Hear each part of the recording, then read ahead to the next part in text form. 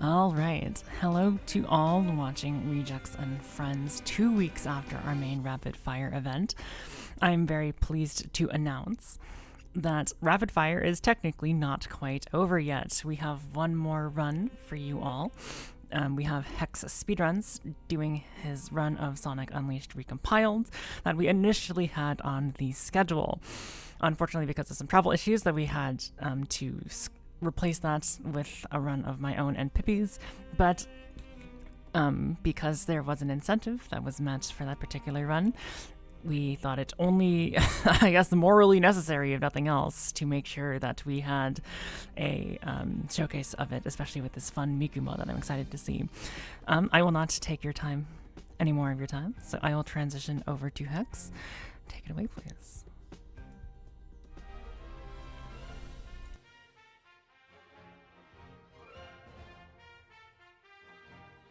Let me know when I'm good, by the way. I know you said to wait. Oh, okay. Hi guys. I'm Hex. I'm speedrunning Sonic Unleashed, and I'm very excited. I'm very thankful that I actually get to show this off. Yeah, travel issues kept me off last time, but they can't hold me back now. So I hope you guys enjoy. I'm joined by two lovely commentators if they want to introduce themselves. Hey there, my name is Emerald. I'm a Sonic speedrunner. I play a bunch of different Sonic games, but I have put a good chunk of time into Sonic Unleashed. This game is very hard. It's a very cool showcase, though. It's a really, really, really dope game. How's it going, everybody? My name is Dawn. I also speedrun way too many Sonic games, but this one is one of my favorites, and I'm super excited to see Hex run it today. Yeah, this game has really grown on me. I came in kind of expecting it to be like all right, and I have not been able to put it down. So again, I'm really excited to show it off. There's a lot of cool stuff to be had here, and which you guys will see.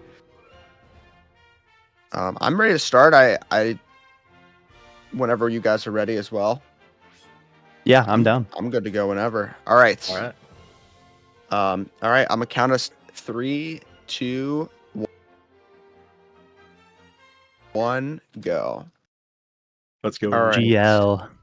Yeah, so like Em and Dawn said, this is a very, very volatile speed game in a way that pretty much there's a lot of places you can lose a lot of time, but conversely, there's a lot of places where you can look really cool. So, it all works out. Yeah, this is the fastest. I'm almost positive this is the fastest Sonic is in any of the 3D Sonic games. So it's definitely a treat whenever you get to go like faster than that as a speedrunner. Yeah, this game looks fantastic, especially on the recompiled version that Hex is playing.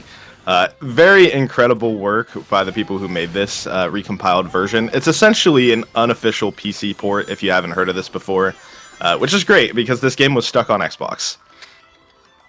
Yeah, it was kind of in a weird limbo with people like that was probably one of the main reasons why people didn't get into it. And look, we have Miku. This chip is no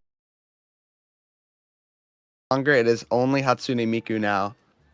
But yeah, like as Em said, that's pretty much the reason why I never ran this game initially. It's because I had no way of playing it. I didn't really have an Xbox or anything like that. So, thankfully, when this recompiled came out, it gave me an excuse to run the game, and an excuse I very much needed. Yeah, I literally bought an Xbox like less than a year before this recompiled version happened, and I was like, man, why? What is this timing? Yeah. Another thing to mention, I've kind of glossed over it briefly. You're going to see me collect these medals. These medals are required to beat the game. 120 sun medals, 80 moon medals. Thankfully, there are backups throughout the run, but less sun medal backups than moon medals. So very important to make sure we're collecting those. I'm going to be collecting backups because it's a marathon, but typically the routing is relatively close, I'd say. It allows for some leeway, but usually I've had issues where I haven't had enough medals. Going to look to avoid that here. Yeah, that's definitely one of the main pitfalls of this run that can occur during normal attempts, because you're definitely trying to thread the needle of getting the minimal amount of medals for each one just to save time, because obviously going out of your way for any of the medals have to go collect medals there is like specific stages where you're gonna need those max amount of medals to unlock like the final stage for progression, and we don't want to have to like go and backtrack for more medals later on. So Yeah, it loses a lot of time. Thankfully, Yeah, if we need, there are backups. Yeah, there's only 200 medals of each, and like Hex mentioned with the 120 sun medals, we have to get 60% of the sun medals in the game, right, to be able to complete it. And we don't want to go to the optional stages that house like a majority of those medals that we're skipping. So we pretty much have to get almost every single one that's in our way. So that's going to be really important for this run. Mm-hmm. Yeah, thankfully it is cool to see like some routing differences because at a top level, I'm pretty sure they use a different metal route. I'm doing kind of more like a beginner-friendly one because I actually really haven't been running this game for very long, a couple months now on and off, and I've like to think that I've improved relatively fast, but You have a really nice time for only running the game for a couple months, Thank you. honestly. Kind of Yeah, crazy. for means sure. a lot. Yeah, it's cool. I've noticed that like a lot of the skips in this game, they look very flashy, look very hard, and they are difficult, but if you do take the time to actually learn them, it is nice. Also, this game is chock full of quick time events.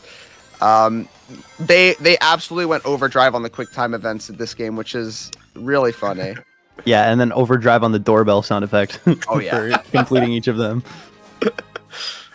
Yeah, there's a lot of games that sacrifice substance for spectacle just to make things look really cool. This game has both somehow, which is really impressive to me. I don't know how they made that work. All right, so my game has been known to crash there randomly, and thankfully it did not crash, so W.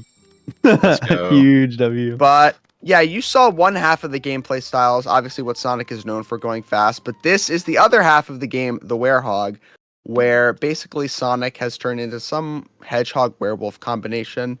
And normally in casual play, these levels were kind of seen as like really not fun because, Sonic's known for going fast. But in a speedrun, it's actually pretty cool because there's a lot of movement and combat variations for this hedgehog, Werehog.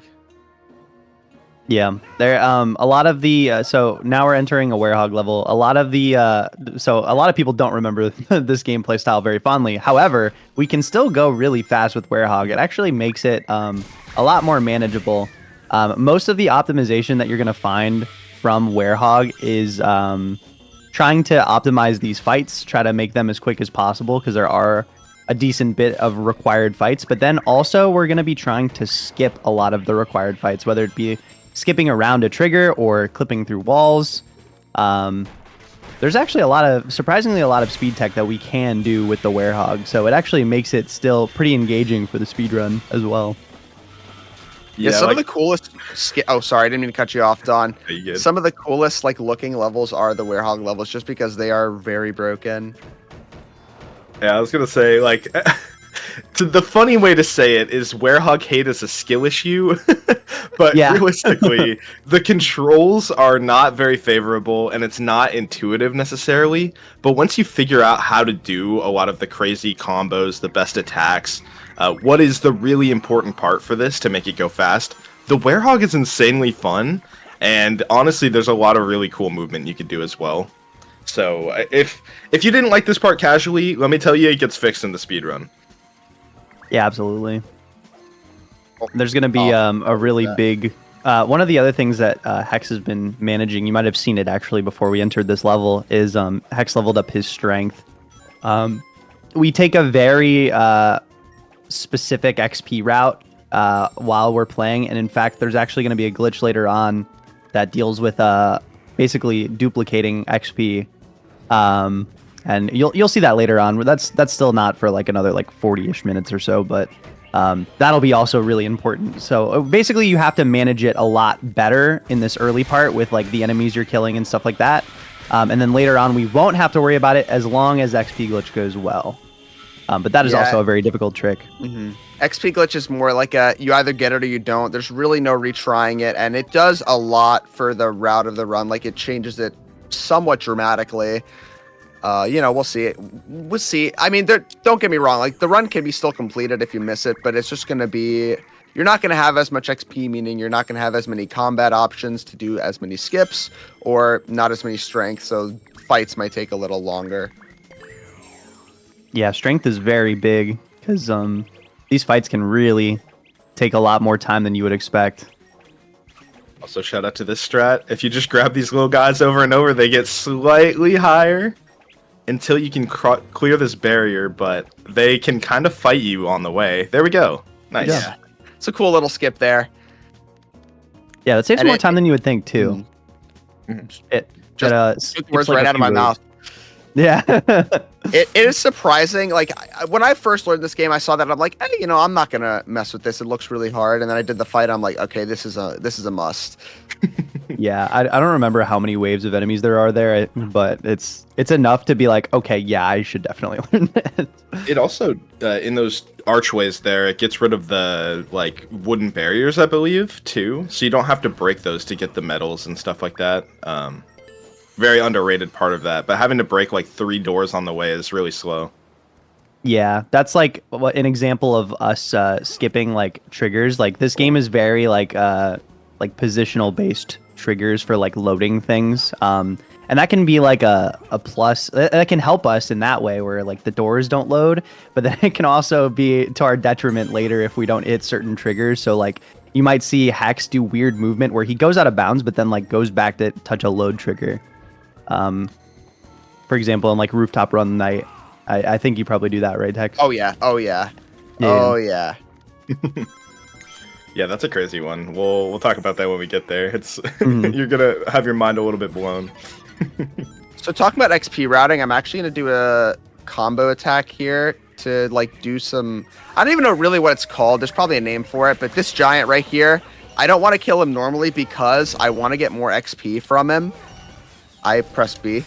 I want to get more XP from him. I want to be at XP level 6 so I can level up my strength one more time, and I can also get some more combat options that'll allow the next couple Werehog levels to be a lot cooler and a lot more flashy. Yeah, we're gonna unlock some of the most key abilities here for Werehog to be able to do some of the like really crazy routing. It's very essential. So we're gonna level up our combat here. We're gonna get to level 5, and then I'm gonna also level up my strength. And pretty much that's like a big checkpoint. If I can do that, we're doing pretty good on XP. But the next part we have to worry about is XP glitch. Thankfully, we have a little bit of a break right now with Tornado Defense. It is literally a auto-scroller. You just press the right buttons. So yeah, not really too much to say here. If we want to, I don't know, talk about maybe more of this run, like what makes it special, or just, anything. We can yap. I will say that this part of the run is definitely like if you watch people run this game at a high level, they're like basically looking for excuses to reset before this point because this is a pretty long auto scroller. Like I believe it's like 4 to 5 minutes or something. Yeah. So this is like definitely like you want to get all the resets out of the way before this because immediately after you have to go into a semi-difficult stage. So it's like this is definitely one of the tougher parts of running Sonic Unleashed. Also having to be a little bit locked in to like make sure because these button combinations are random. It's not the same every time. So you have to be making sure you're paying attention.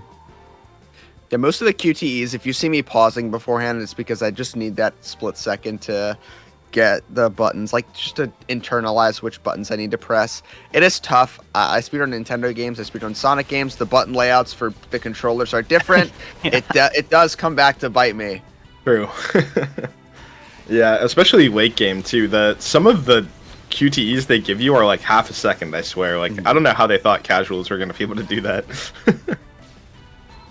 Yeah, this game is pretty difficult, I would say. And getting into like why it's also difficult as a speedrun, we've kind of brushed over some of the things you have to manage, but you have to think like you're trying to go fast. You have to do difficult skips later on in the run. You have to manage XP. You have to manage collecting medals as quickly as possible and keeping like, I mean, the game kind of shows you how many you have, but you have to like make sure you know like the medal checkpoints. Like, okay, like I'm on pace to like have enough medals for like later on. Like stuff like that. It's a lot of things to juggle, and it can be definitely overwhelming to get into. But once you do, and you start to get like a feel for everything, this is like one of my favorite Speed games to play, honestly, because you can just go so fast.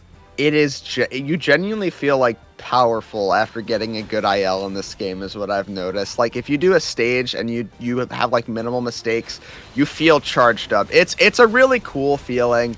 And that's kind of universal to Boost Sonic, but again, because you go so fast in this game, it feels all the better.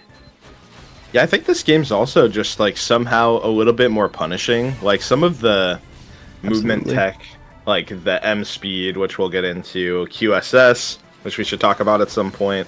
Like some of these are like really weird hand positions or very precise inputs that you need to do to go fast. And so it's really hard to get all of these things consistently back to back.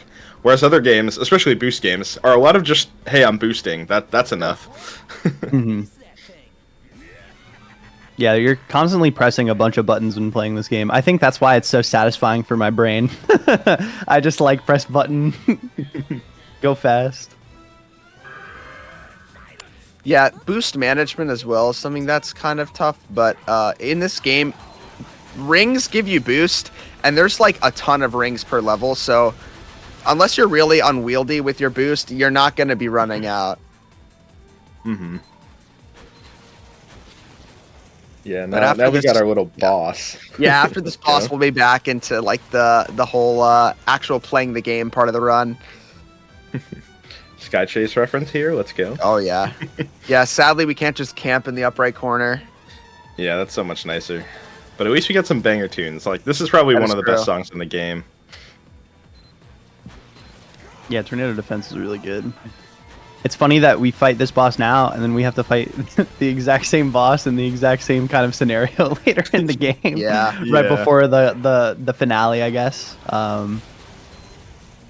Yeah, this game has one of the most brutal like end games I've ever seen, and it's not even really because there's one really hard level, but it is just so long. Like it's a lot. It's prolonged, man. They really wanted you to soak it all in. Yeah, I will say that I think that this game is really amazing. I think it's a great speed game. I love speedrunning it, but the ending can be a little bit tough. Yeah. So, Yeah, I feel like Eggman Land's probably in contention for the longest level in all of gaming. Like it's absurd. So, yeah, yeah, like casually it's- Eggman yeah. will take like probably like almost 50 minutes for a lot of people.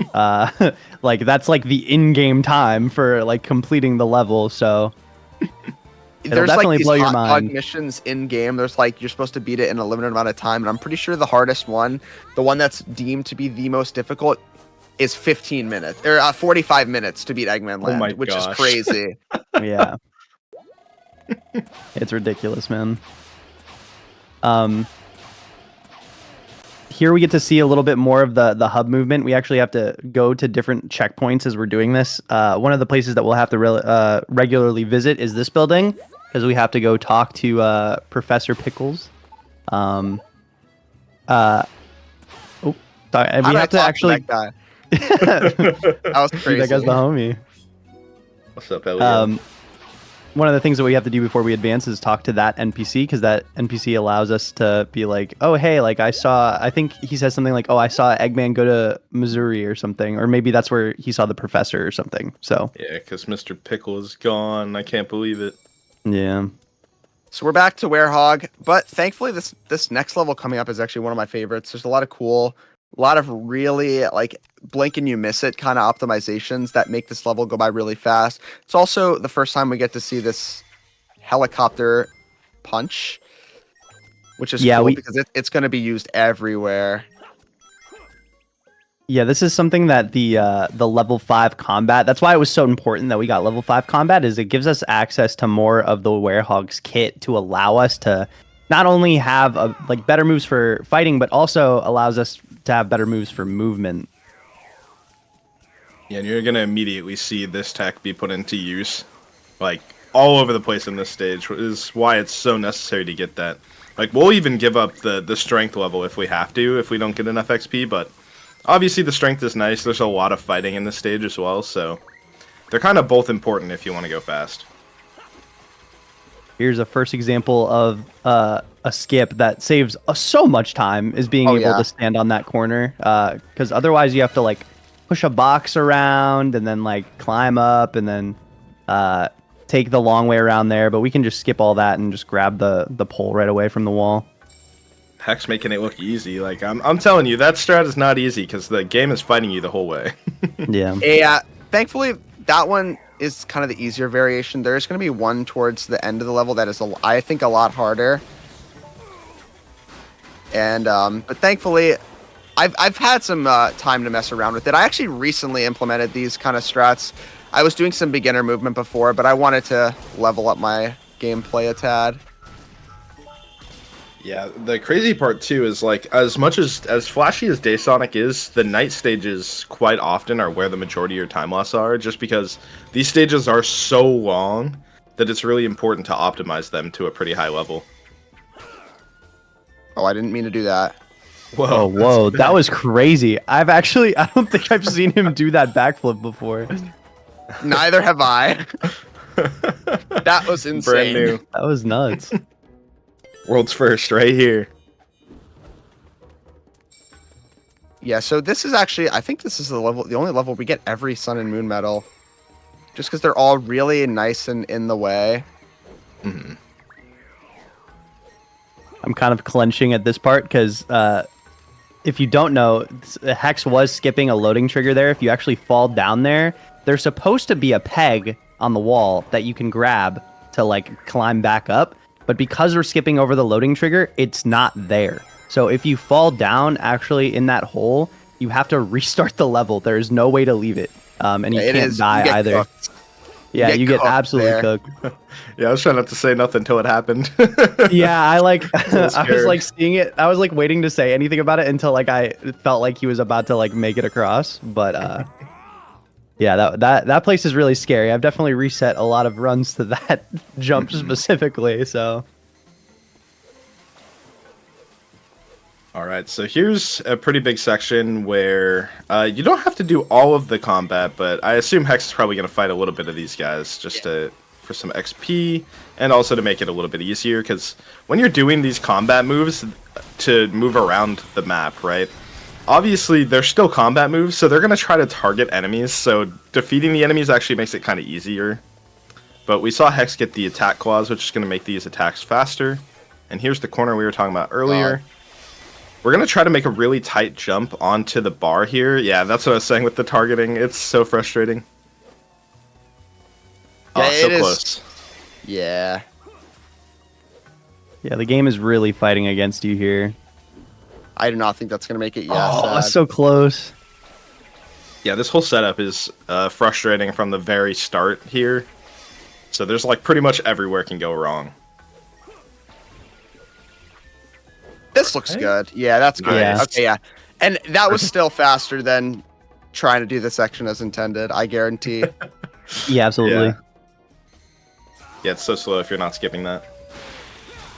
So big combat room, because we have the strength upgrade and the unleash, we can kind of just tear through these enemies. But sometimes they don't like to cooperate. Yeah. Ideally, you can kind of just like punch through as they spawn like that. Perfect. But sometimes things go awry. Sometimes they like to run around and get and mess you up. Yeah. Also of note, you actually deal more damage if you give them back shots, you know? That is true. Oh, yeah. That is a true fact. If you hit them from behind, it does more damage to them. Yeah. And makes the fights a lot smoother if you can manage that. My favorite, death by back shots. By back shots, yes sir. Yeah, they kind of fight you, and they don't really line up for back shots very well, unfortunately. But, you know, sometimes you can kind of just wipe them out super easily if they're cooperating. Mm-hmm. But yeah, look out for that in the run. Hex is going to try to hit the enemies from behind whenever he can, pretty much. You know me, I love to hit it from behind. But now we're going to be getting an introduction to the world map system. I mean, we already kind of, you saw it before I booted into the game, but this is where you can pretty much go to every level. We're going to be using this a lot. You can also change day and night. It's going to be very useful because we're going to need to have to switch pretty constantly. Just because we're gonna have to, you pretty much have to do every main world's day and night level before you can finish game. Like those levels are required, but again, they're unlocked with moon medals and sun medals. Yeah, very often you will try to see. We'll try to enter a stage or like a part of the world where it just is faster for us to navigate with day and night. The game has like hourglasses built in the hub world so that you can change it on the fly when you're in like the hub world, but it's definitely faster to do it outside of it because there's a loading animation that plays each time you have to switch it in a hub world. Oh, dude, I wanted those rings. That's fine. There you go. You know what? We're just gonna restart. Let's do Okay. it. Very Okay. important because I really want to show this off. Yeah, Yeah, I believe this is our first introduction of M Speed. Mm-hmm.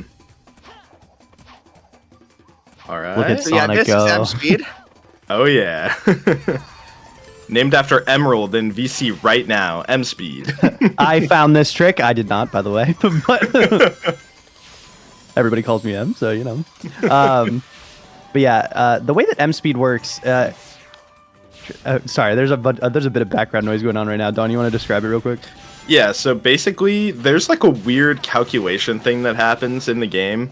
If you hold a very specific point on the stick, the game doesn't know how to calculate it, and so instead of when you're in the air giving you air drag, it actually adds to your speed. And obviously, they didn't expect to cap that speed, so you can go like a stupid amount of fast, as I like to call it. And basically just break the game. Like literally, if you go fast enough, there's something called break glitch, where you literally break the game because you went too fast. So obviously we're gonna try not to have that happen, but we're gonna use that to our advantage to fly through sections and do skips that we wouldn't be able to normally.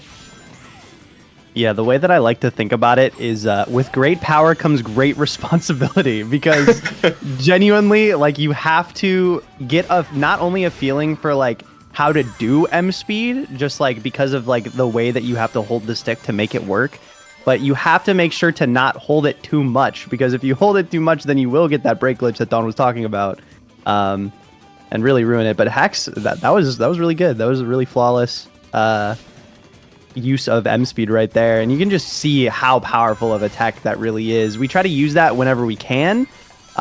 We can even use it here in these like kind of like 2D sections. It's a bit harder to do, I feel like. That's called D speed. That's there. It's effectively the same tech. It's just D speed is in 2D, M speed is like in 3D.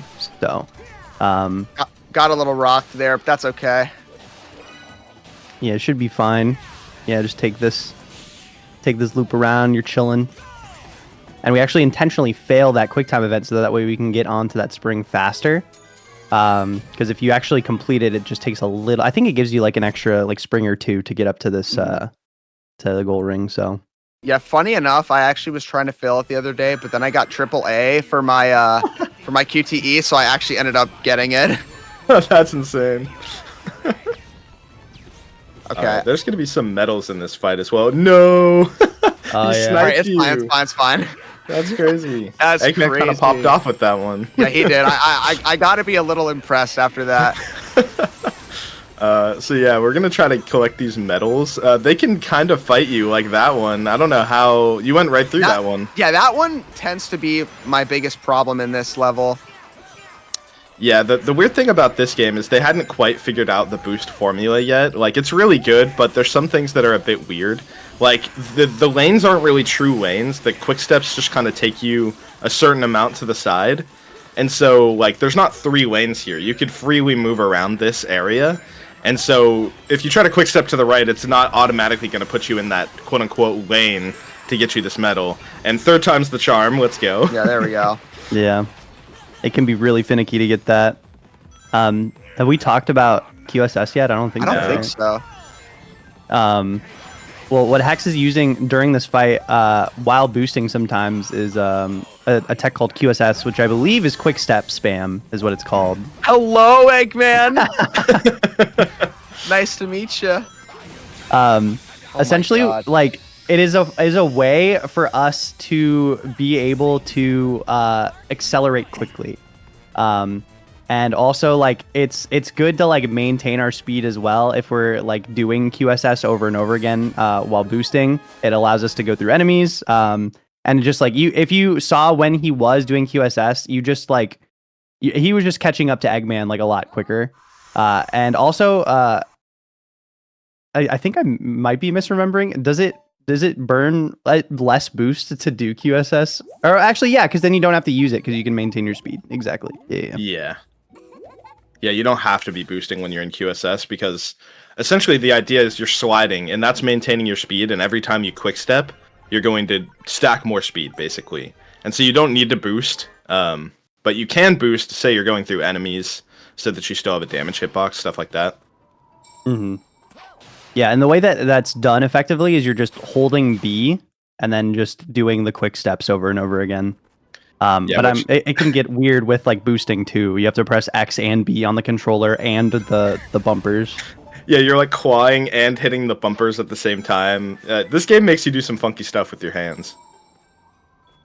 Yeah, I'm kind of used to holding controllers in weird positions from other speed games, so it wasn't too big of a deal. But like I'd understand how it could like be really weird for someone who's not used to that. Yeah, admittedly, like trained me. even though I play like claw, so like I use my pointer finger for face buttons sometimes, it still felt really awkward to do boosting and QSSing at the same time with that like X and B. But you know, you just get used to it over time. It doesn't really hurt too bad. It's just like uncomfortable. It's like not what you're used to for like holding a controller. I'm so happy Hex got that sun medal. It's hiding in that like ice chunk, snow chunk, whatever you want to call it. It's evil.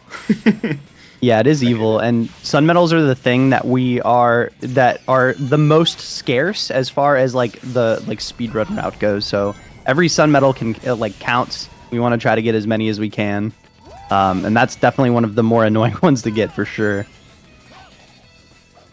Just taking it a little safer there, because if you die there, you go all the way back to the start. Oh yeah, happens many a time. Oh yeah. And that's a 40-second death, and that's pain. I've died there also many times. Yeah, deaths are so punishing in this game. Like, even if you have to go a little bit slower to just take things safe, it's worth it 9 times out of 10. So I do not blame you at all for that.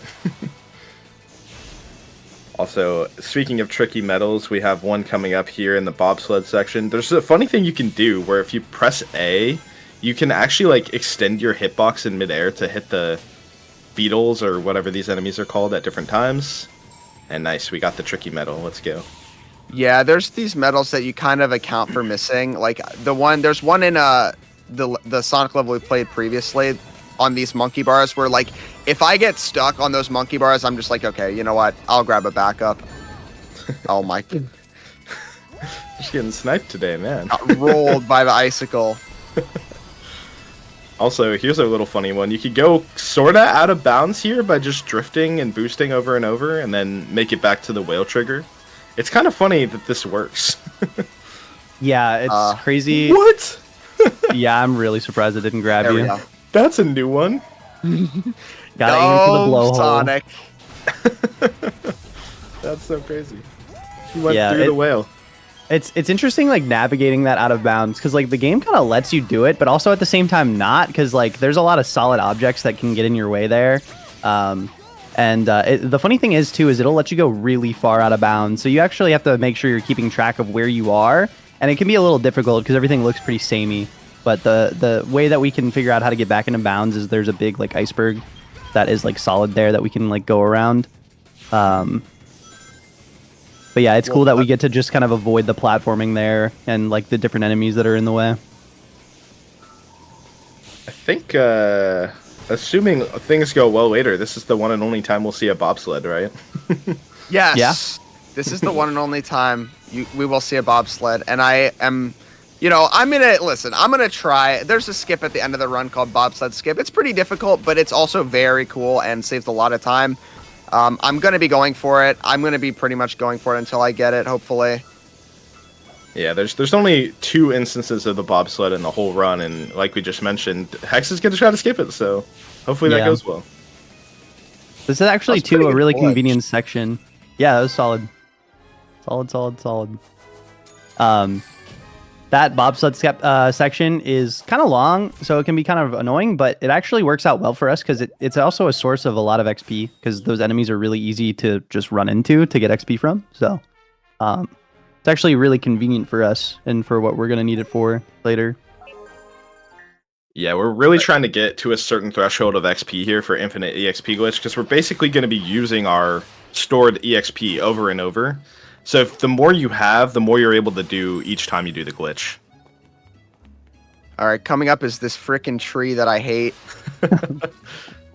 We all hate this tree. Nice. You're the goat. All right, that was really good. Okay, you know again? what? We take those.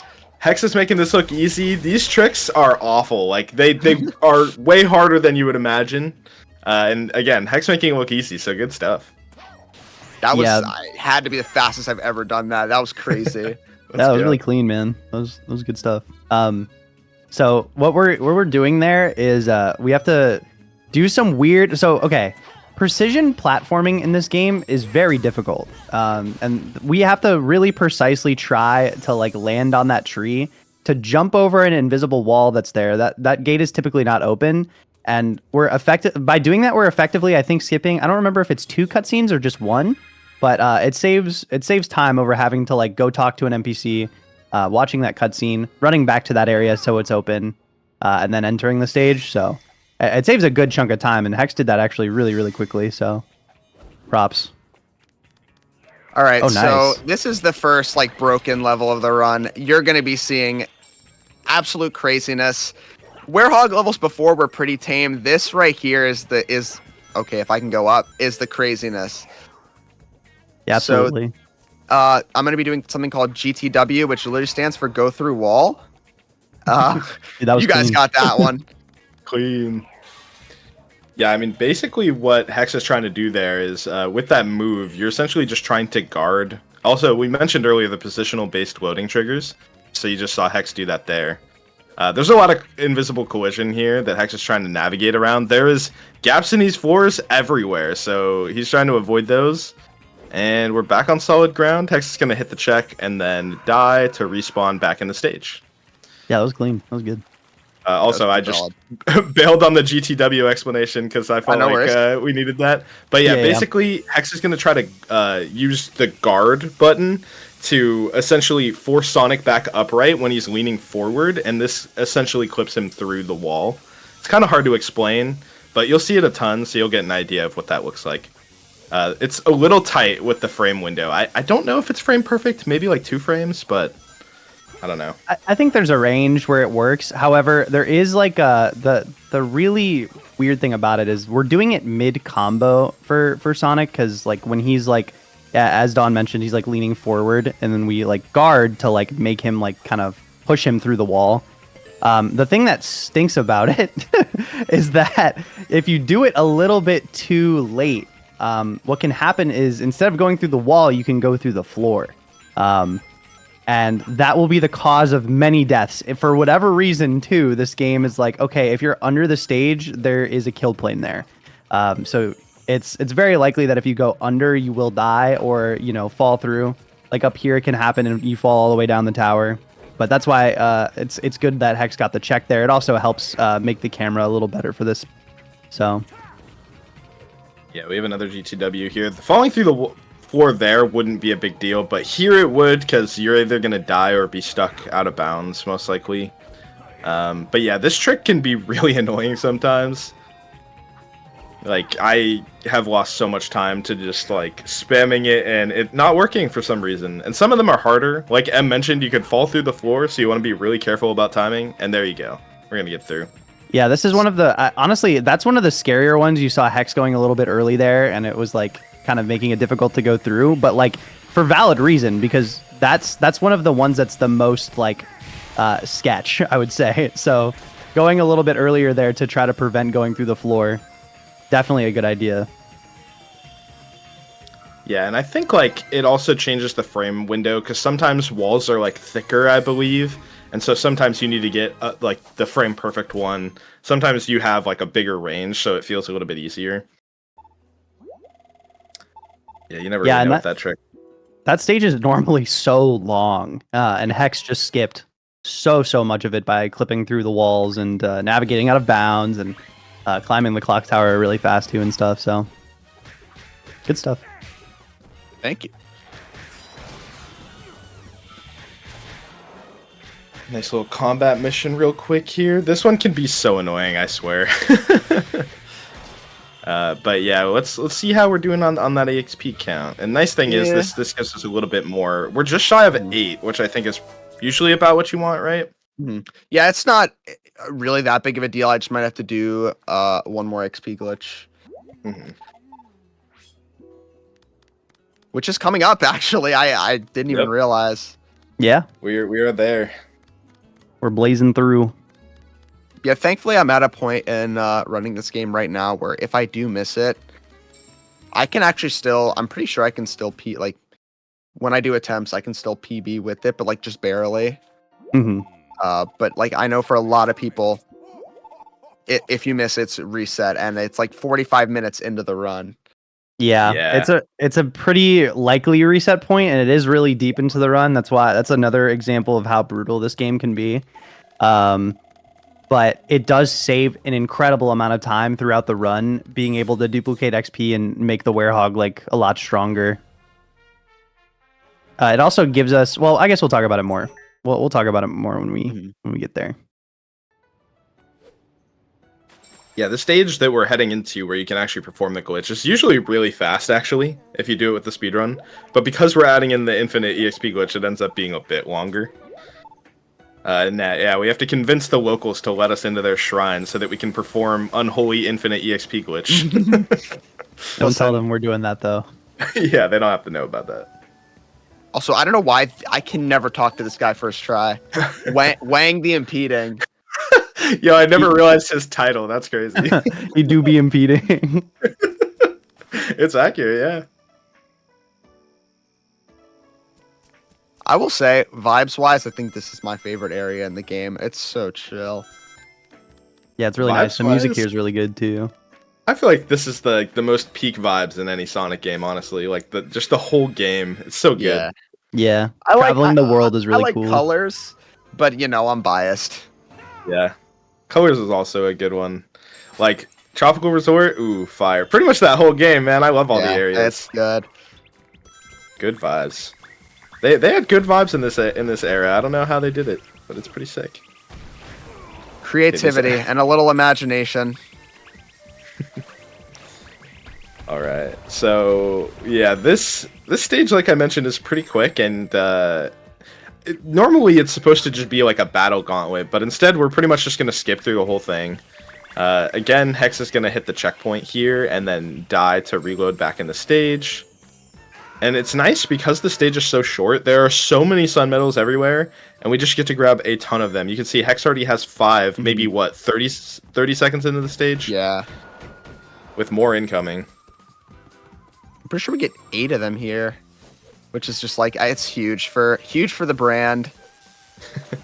Yeah, like we mentioned earlier, you need 120 of them throughout the whole run, so it's very helpful to get so many of them in one stage. Oh my god, dude. The classic. Dude, just barely. Luckily, the checkpoint's not too far away. Yeah.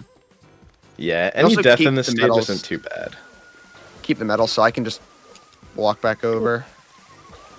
Yeah, that is one of the nicest parts, because that's pretty much like the majority of the added time in the stage is going out of your way for medals. Nice grab. That was good. Yeah, that one's surprisingly difficult to get. Yeah, I think... Sorry, go ahead. I was just gonna say, I think often, like, what I end up doing is if I miss what Hex did right there, I just, like, grab the checkpoint and then intentionally die. I don't even try to, like, re-grab. I just fall off and try to grab it, because I'm just like, it's just way easier than trying to, like, get the grab and then go back up. Alright. We should probably get into Infinity XP glitch since it's coming up. What you're gonna see, essentially, there's a weird thing that the goal ring does in this game, is... Basically, you might have noticed this even casually if you jumped into the goal ring. The end of stage animation doesn't start until you land on the ground. Okay, but what happens if you do this, if you hit the goal ring, and then you cancel the like normal landing animation? The game doesn't know what to do, and so until you're airborne and land on the ground again, it doesn't do anything. What? Okay, that's crazy. It happens. It does happen. All right. I'm not really sure what to level up in this case. I think I'll just go a little bit of that, and I'm just gonna go strength. Yeah, that's fair. Yeah, It so happens. normally, yeah, Hex was going for the torch there to like land on the ledge and cancel the goal ring animation, but just barely. Somehow you made it farther than the torch, which is crazy. Yeah, not sure why. It happens again. Yeah, but yeah, it's not the end of the world. This isn't like a normal skip where it's like, a huge sequence break or something. It just it's like more quality of life, and gives you more strength to beat bosses faster, basically. Yeah, that, and then if we do get enough XP, we also get a combat move early that the game really doesn't expect you to have at that point, Missile Punch, and that can like help with a lot of the boss fights too. But that doesn't mean that like Hex is completely out of getting XP for the rest of the run. That you still get XP from fighting the different enemies and stuff. So there will be, Hex will be able to level that up and help himself later. So. Yeah, normally we just do enough infinite XP glitch that we don't really need any more EXP. So that EXP kind of goes to waste, but now you'll actually be able to use it. Yeah. This boss is unfortunate evil also. that I missed that. I was kind of banking on getting it, but it's not really that big of a deal. Yeah, the run is still completable without it. It'll just like you won't even probably notice the time loss, honestly, because it's just like it saves a lot of time over the course of the run. And XP glitch, actually, you would think that it kind of almost loses time just because of like how long you have to actually sit there and do it. But yeah.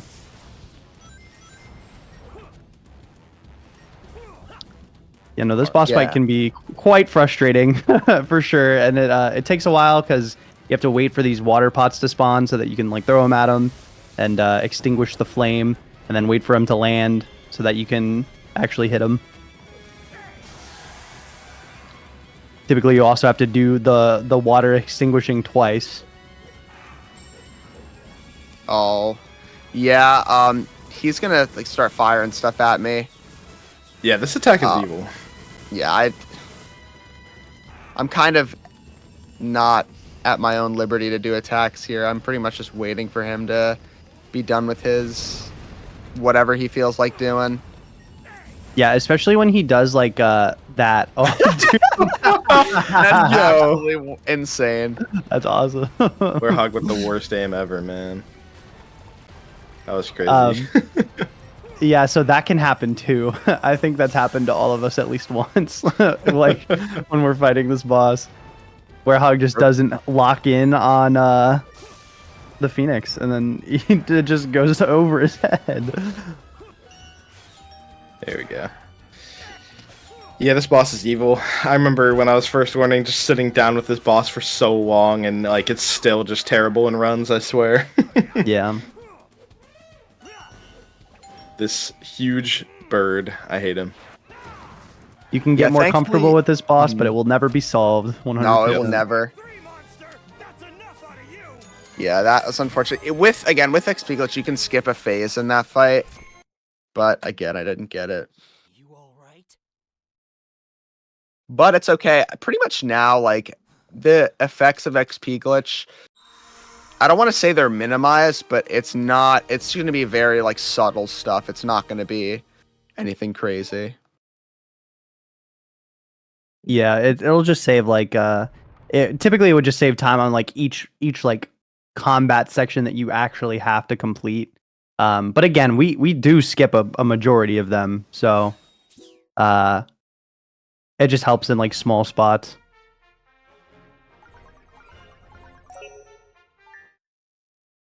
Yeah, and then we're gonna now be back to our back to the goat, Mr. Booster over here.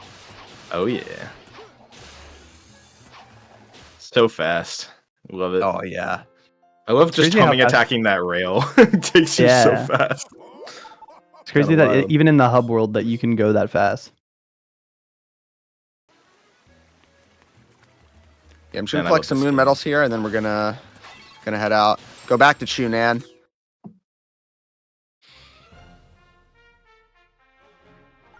And this is probably one of my favorite Sonic levels, like pure Sonic.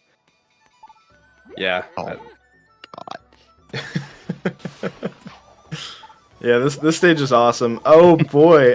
The NPC gauntlet. It is really easy to accidentally talk to NPCs in the hub world. Shout out to Eric and Anastasia. The goats. On their trip through the world, just like us. Also, very funny upgrade here. Normally, this one's basically built into Boost Sonic games, but because this is the first one, they're like, nah, you can't air boost until you get an upgrade, but now we can. Yeah, this makes a lot of levels so much better. Yeah. It's one of two, or actually one of three. We've actually gotten a couple of other upgrades so far. We've gotten the Stomp ability as well, and then also the what's it called? The I forget what the wall jumping shoes are called, but we got that as well. I don't remember either. Yeah, so this is probably like one of the coolest stages, probably one of the most memorable stages for a lot of people is Dragon Road Day. This is actually probably one of my favorite sections of the game, just like this, and then like, because immediately after this we have Rooftop Run Day. So it's just like a really like sick back-to-back of like levels here after getting through XP glitch and stuff. Mm-hmm. Yeah, this is Sonic Unleashed in this segment here. Just the best that this game has to offer, pretty much back-to-back. Love it. Yeah, and one of the annoying things we're going to have to deal with is actually these spinning platforms, because we have to meet some cycles.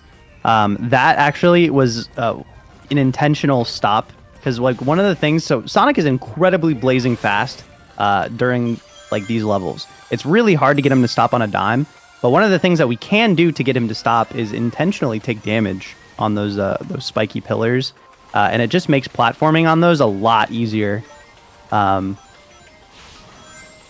Awesome. Hex hitting the back speed panel there just to make sure you get the lineup for that Sun Medal. It's a really difficult one to get otherwise. Yeah. All right, we're flying through the stage. Let's go. Yeah, I love this level. Yeah, the stage, very cool, very flashy, very difficult to match all of that as well. Oh, yeah. It's so hard to get all of these strats down consistently, but Hex flying through it expertly. Let's go. Yeah, the only thing I'm somewhat worried about is there's a strat at the end to skip like a auto-scrolling chaser sequence that locks your speed. You can do some M speed to get past the trigger and just go your normal speed. I have been messing it up recently though, I don't know why. But listen. Yeah, you never know. It's a tough strat. And this is going to be one of the first strats that you'll really see where M speed basically gives you like a massive skip. A lot of them so far has just been like better movement and like small optimizations, but this is going to be pretty much the first instance where we can actually save a massive amount of time with M speed and really show off its true potential. So let's see. All right, here we go. So it's going to look like I'm just going to drop off the edge, but I'm going to land on this little lip on the side.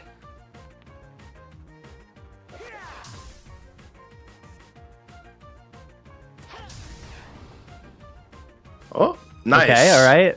Good save. Huge. Yeah, I'm going to, and then you can go farther down, but I'm just going to come here.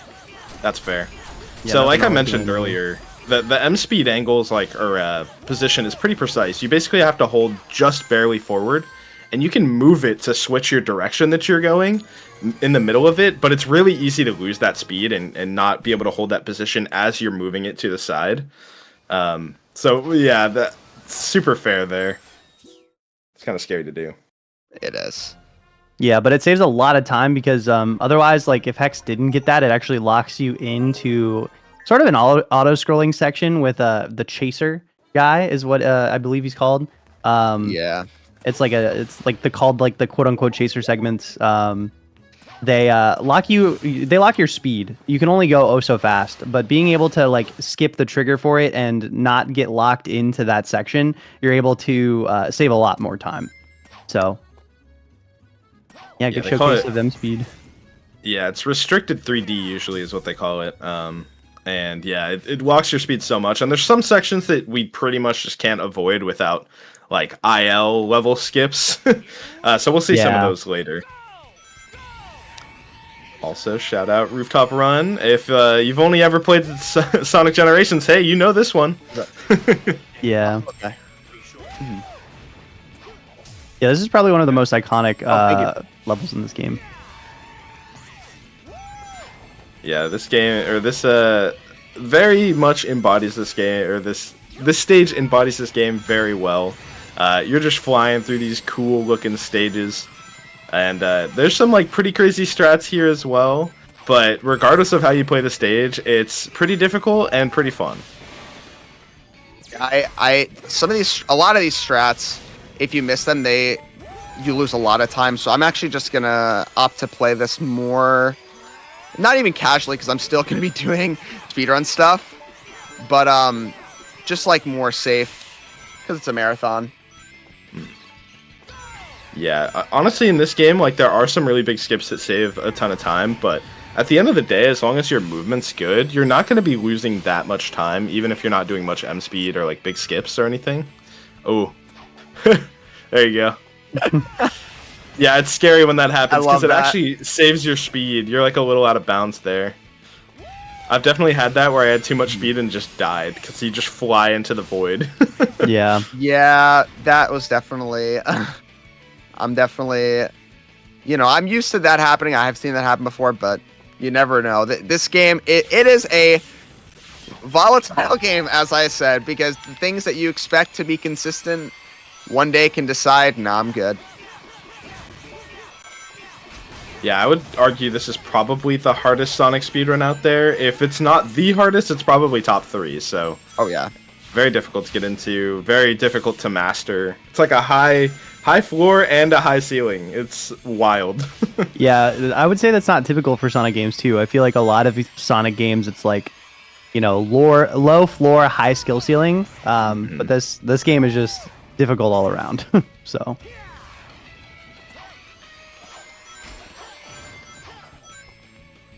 Alright. Make sure to get that medal. Yeah, I gotta look at the medal count. I feel like doing pretty solid so far. Yeah, I haven't missed any, I don't think. Yeah, I've been paying attention. I feel like you haven't missed anything, really. Yeah, you're gonna be chilling, I think, for the most part. I got my backup medal sheet pulled up just in case. Oh, let's go! Thank you. Yeah, luckily, even if let's say worst case scenario, Hex does fall a little short for like the medal requirement, there are some backups to get that like it'll waste us a little. What the? You know what? It's actually fine because I would have had to wait for the balloon to come back. Usually, I can set myself up to where I just like can just jump and then the jump carries me to the next balloon. But I guess I was just a little too high there. Yeah, these balloons can be really evil for sure. Man, this stage is so cool. It is. I just love the set pieces in this stage. It's very awesome. Like, how did they make a Sonic game in the 2000s that looked this nice, man? And Recomp just does a great job as like exemplifying that. Yeah. Yeah, it's crazy that this game holds up. I like know people who like don't know Sonic super well that were watching me play this, and they were like, "Oh, I thought it was like a new Sonic game." I was like, "Nope, nope. This game came out in 2008." Yeah, I mean, recently I think we got the first game that even matches this in terms of quality in Shadow Generations, and that's like so recent. Like it took almost 2 decades for them to get close to this level of visuals. It's insane. Hopefully that stays the trend, because I love beautiful looking Sonic games. What can I say? Me too. I hate beautiful looking Sonic games. Whoa. No, toxic. Wow. I hate when it looks too good. I hate when I'm just blowing past all these beautiful looking scenery. What's even the point? I hate exploring the world. I also hate fun, whimsy, and joy. Yeah, that's what I'm saying. Alright, and that was Rooftop Run. Let's go. Good stuff. Yeah, that was pretty solid, minus that one hiccup in the middle. All right, now we're gonna go and talk to Pickle one more time. Well, not one more time, but again, and then we're gonna have our next boss. Oh, I don't want. I'm good, Pickle. Thank you, though. He said, "Peep these manuscripts, bro." I'm good, bro. I'm not playing Sonic Unleashed to read manuscripts, bro. Yeah, I'm just gonna go take care of the thing. You tell me where to go. Imagine reading. Crazy. Couldn't be Yeah. me. I'm a Sonic fan. I can't read. All right, this boss makes me angry. Not even angry. This boss makes me upset. I can't talk to you. I can't say why. I'm not too sure why. It just makes me upset. It's those little guys in the that's cockpit it. taunting you, man. Look, they're so cocky. Look at them. Well, I know that even Josh says that this fight feels kind of random. I mean, there's Yeah. like things that you can do to like make it less random, but it still can just mess you up for sure. I Yeah. don't really concern myself with getting a lot of medals in this fight because if you focus on getting medals, you essentially like can miss out on beating the boss quicker. Yeah. No. Oh yeah. Bro. Dude. Yeah, that was on me. I didn't keep track of my rings. And I Yeah, think but- the part of the problem is like the optimal way to fight this boss is to like intentionally take damage and then like boost into him again. So it can be kind of difficult to like keep track of your rings and then like make sure that you have enough to run into him and take the damage. Because like right now Hex is running into him, no problem, doesn't take any damage for it. But like if you run into that shield, you do take damage. But Yeah. it's good to do it and then like go into it again. See, you just took damage there, but then you want to run into him again. Oh. Yeah, and the funny part about the medals in this fight is, like I mentioned earlier, this game hadn't quite figured out the boost formula yet, where there's like true lanes, but this one actually does sort of have the 3 lanes when you quickstep, but not all the medals are in the lanes. Like, why did they do that? It's absolutely ridiculous. Doesn't even begin to cover it, I think. It's like you have to know it's there and then go to the very particular spot that it's going to be. Like the sun medal coming up, and then this transition also happens around here quite often, where you can't even get it. Yeah, the sun medal will be close to the screen here in that lane. Yeah, we got a little knocked around by that guy, but it happens. See, this is what I'm talking about. This is why the boss makes me upset. It's just Yeah. stuff like that. You're not alone. No, it's so valid. I've definitely lost a lot of time to this boss in runs for sure. Ooh, time for some more combat abilities. Let's go. All right, getting Wereclaw charge is huge because that attack it's so based. You literally are just running, you press Y and he does some swipes. Yeah, And it that does one's so really much powerful. Yeah, it's so nice for runs. There's pretty much, I think, only one more we're missing, right? Which is the charge punch. Yeah, that's pretty much it. And I'm not going to get that, unfortunately, until way later. But it's okay. Yeah, we will get there at some point. There's plenty of XP to go around. Oh, yeah. Mhm. Back to talk to our goat Pickle again. It will not be the last time you see him. You will see will him not still be. a lot more. All right, coming up is, unfortunately, my least favorite level in the run, Cool Edge Knight. Very tough, especially if you missed XP glitch like I did.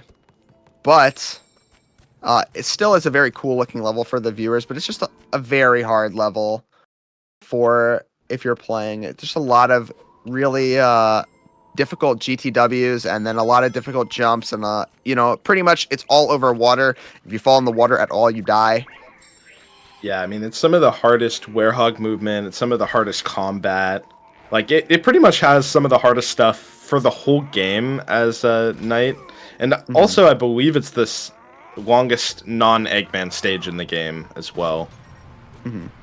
So this stage is just a gauntlet for sure. We're going to be taking a different route because, again, missing XP glitch, unfortunately. But that's okay. The show must go on. I believe.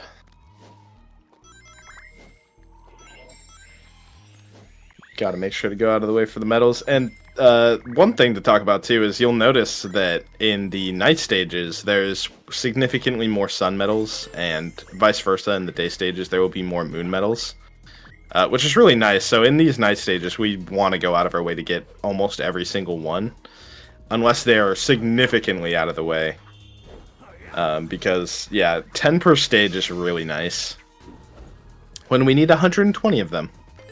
Oh yeah, it is absolutely brutal. Okay, so here's a route deviation. Usually I'd be going up to get I'd be skipping these guys by doing a death warp.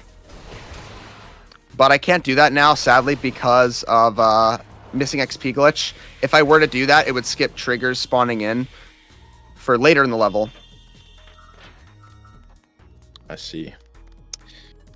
Yeah, EXP glitch ends up being like, kind of like M said, it's almost like invisible time loss, but it's there nonetheless. Yeah. It adds up over the course, but we'd be able to do a clip if we got it, but again, we didn't get it. happens. Although I did say one thing. If I were to get, I had 3 skips that I really wanted to get for this run. Bobsled skip, the Chunan stuff. I mean, Arid Sands 1, I'm kind of, I don't want to say I'm expecting to miss it because that's like a defeatist mindset, but it's really volatile. It's like you either get it or you don't. yeah, absolutely. Gotta keep moving, as Sonic would say. Gotta go fast. Our inspirational king. I actually saw Sonic 3 yesterday in the park with my family. It was a very fun experience. Whoa. Let's go. That's hype. Is that your first time seeing it? No, it was my second time, although I would say that it was better the second time. Yeah, I actually kind of want to rewatch it. I haven't seen it in a while, but it was really good. Love all that Considering it's a SC2 video references. game movie, Good. though. Yeah. But basically the next attack I want to get is the spinning needle attack, because that allows me to do skips later on. And that's going to be a very useful attack for later on. Thankfully, after this part is pretty much where the time loss from XP glitch, I don't want to say it stops, but it's like the last big thing you would skip with XP glitch, because you wouldn't even have to fight those guys before. You could just skip to this section. Yeah, it's definitely a lot more minimal after this part, especially because we are going to be getting XP as we go. There's a lot of fighting in this one too, so that also helps to get XP. It's mostly for infinite EXP glitch. It's mostly just to get this XP earlier, so that you can do all the tricks that are available to you. Yeah, one thing I'd want to at least cover is that Hex did some out of bounds movement there.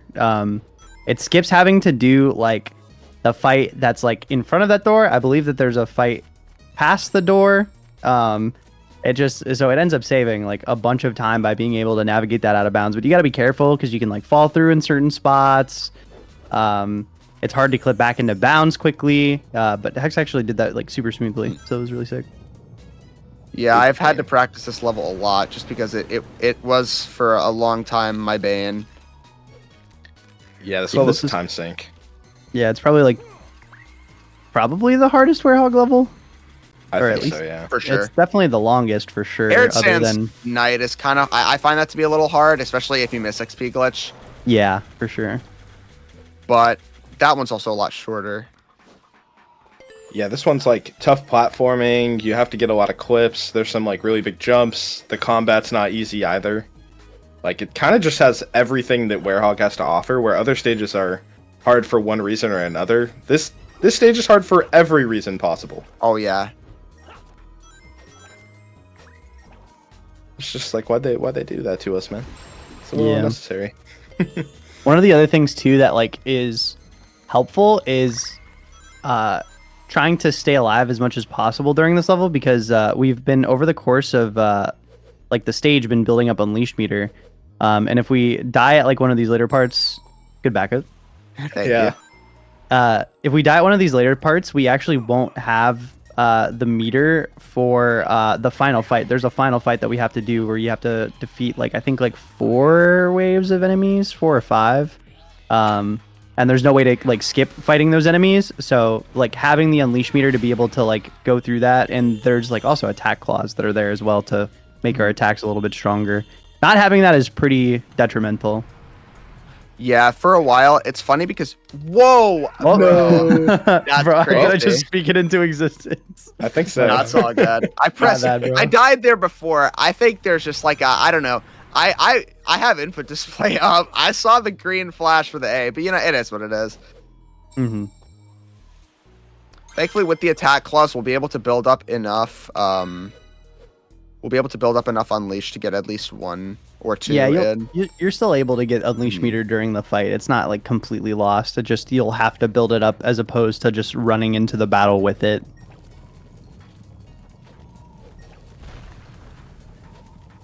Shout out to Ice Cap Sadex. Nice ref there. True. They're way better in this version though. Those ones feel miserable in that game. I don't know why. I think it's just because like you have to like shimmy all the way around, whereas this one it feels like there's like different positions that you're on, like in like it's like up, down, left, right, whereas like you can be all around the icicle. I think on Sadex, right? Yeah. Yeah, this stage feels very Ice Cap inspired to me. I don't know if that's just because I'm a big Sonic Adventure fan, but it's like it's very similar vibes. Mm-hmm. Yeah, and like we mentioned, one of the harder combat sections of the whole game. If you watch Josh do this, it's messed up how fast he's done with this. Makes it look like it's like a 10-second fight Oh when my God, actually it's like insane. waves of enemies. Yeah.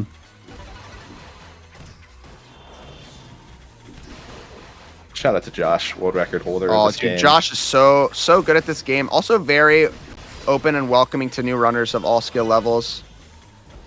Yeah, super helpful one of for the- helping us all yeah. get into the game. Yeah, he's very OG. Been running this game for like since the dawn of time and kind of the GOAT, honestly.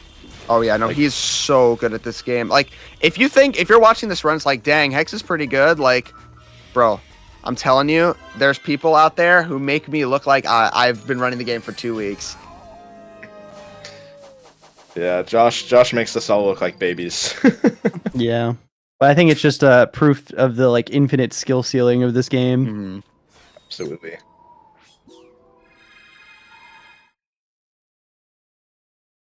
All right, Dark Moray. This is like, in my opinion, the most nothing burger of a boss. There is I don't know if you're gonna be doing it, Hex. There is the like the phase skip. I'll try. I mean, it might be harder because I didn't get XP glitch. Yeah. Oh, that's true. That's true. That's what I was wondering if it's still possible. It might be, but it definitely. I actually don't even know if you can do it with where you're at. That does make Yeah, sense. because I think I forget, you missile punch, right? Or no? Am I tripping? I don't think No, you don't missile punch, but you gotta have strength level 5, I think, to do. I think he's at 4. Yeah. Yeah, you do a very precise amount of damage so that you can finish him off on the second phase instead of having to do potentially 3, which is normally how you would have to do it. Or you, can. yeah, I was about to You say, can. I was about to say, I'm like, dude, no way. That was going to be diabolical for a second there. Yeah, these like Oh, dragons or snakes or whatever on the side love to troll. yeah, that's why I hate this boss. The freeze canisters are so frustrating sometimes. Yeah, and sometimes Werehog Sonic will just chuck the the freezing like canisters like over the heads of the snakes. And you're like, dude, what are you doing? The Hedgehog Space Program. Alright. Again, gonna hit it from the back, and then we have one more phase to go. At phase 3, more of these snakes spawn, and you have to defeat all of them to get all the way up there. So, luckily, even without the strength upgrade, the freeze canisters do make it so that they basically die in one hit after being Oh frozen. my so god. I got was so so clean. lucky there. that was sick. So clean. Yeah, that's another thing too that can happen is the boss shoots these ice balls at you, and yes, they freeze you, but they can also freeze the snakes as well. All right, he's gonna be like that. Fine. See, this guy's trolling. He's just running away from you. This is so troll. Gotta truck it all the way over. I hate this boss. There we go. I think that should be all of them. Yep. Yeah. All right, and I didn't know you had to, bro. Come on, man. Yeah, if you this get boss close is enough, really you can get out this attack, and then freeze him while he's spinning, and then do the final hits. It's funny too, if you throw it at him and his nose is near you when you freeze him, it freezes you too. Yeah, it is rough. All right, that's done. Now I can start like thinking about further in the run. But I was really thinking about like this boss is like the you have to really think on the fly, and it's a lot different when you don't have the glitch. Yeah, definitely. It's impressive to still be able to carry out the run without XP glitch because it does change up like a lot of really small things on the fly. So Yeah, a lot of adaptation. I don't know. I'm a speedrunner. I don't like resetting. So if I have a reason not to reset, even if it means continue the run with XP glitch, I'm not gonna. So fair. So I think this is the last time we go back to Pickle, and then at least while he's here. Yeah. And then Gonna we're gonna be move him relocating. elsewhere. Yeah. I forget exactly the reasoning. I think he moves because he's trying to be closer to one of the temples, to like be able to do like research on it or something. I forget the actual what actually happens, like the events of like the small events that happen in the game.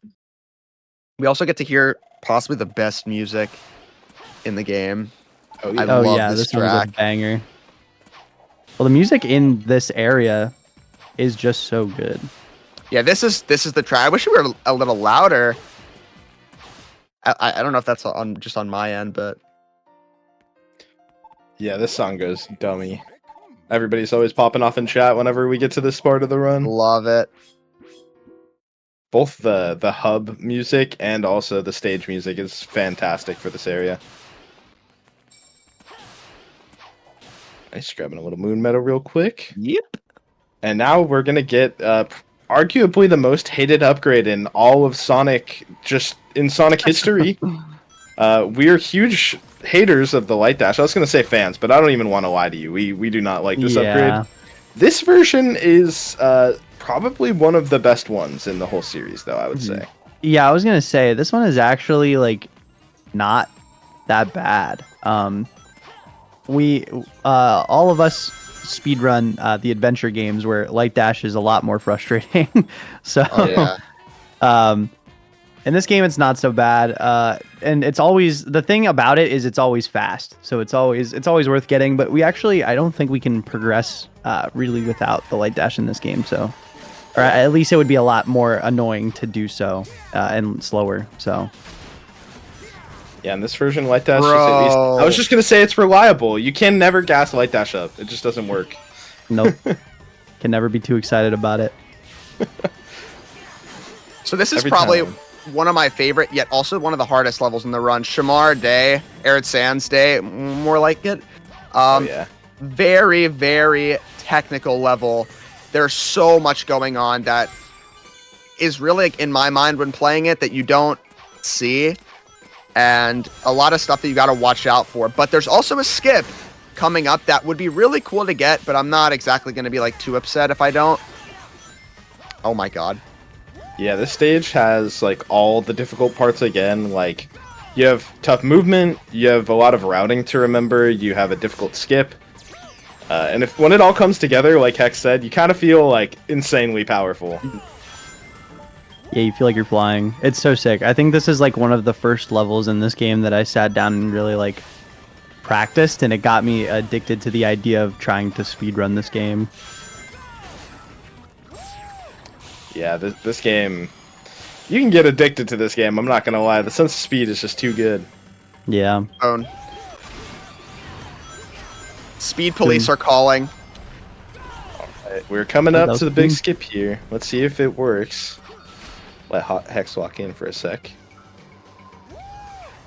Oh, that's not happening. Oh, I'm no. gonna try. Oh, never mind. I got the checkpoint. Dang It's it. cooked. Yeah. That's Alright. okay.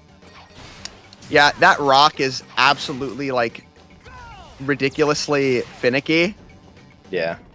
It is like I've tried to consistently lab out a spot where I can get a big enough launch to skip. So that the way it works is you skip a trigger to turn yourself from 3D into 2D, and you actually use one of the loops meant for 2D to fly off in 3D and get to a later part in the level.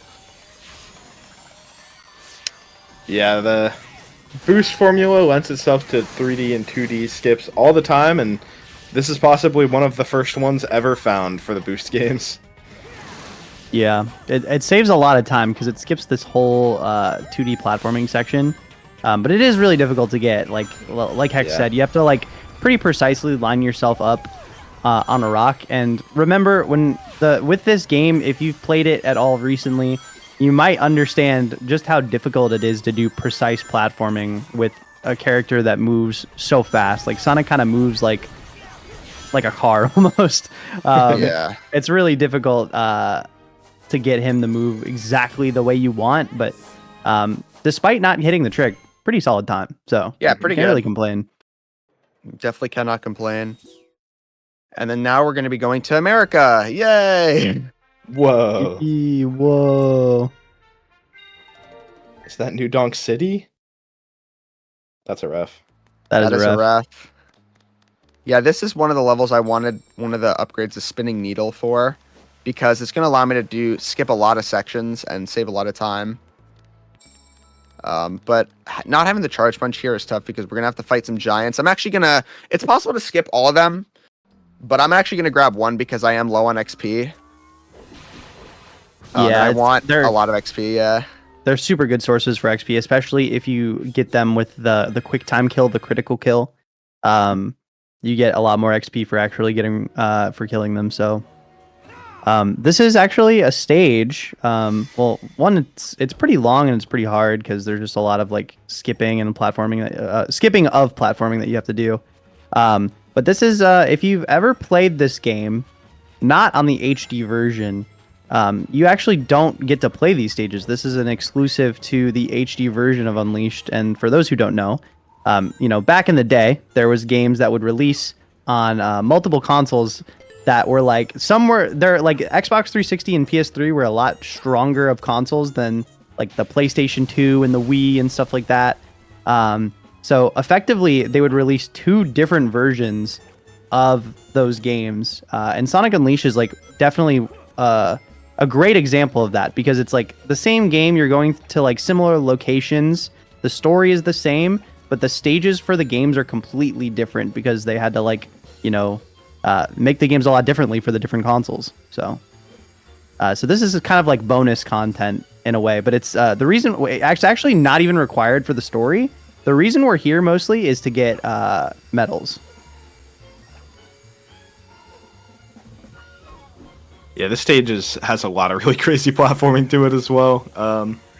Yeah, there's a lot of clenching. Yeah, like pretty much the entire time I'm playing the stage, I am just clenching and being like, okay, hope this one goes well. Ooh, got through that. And another one.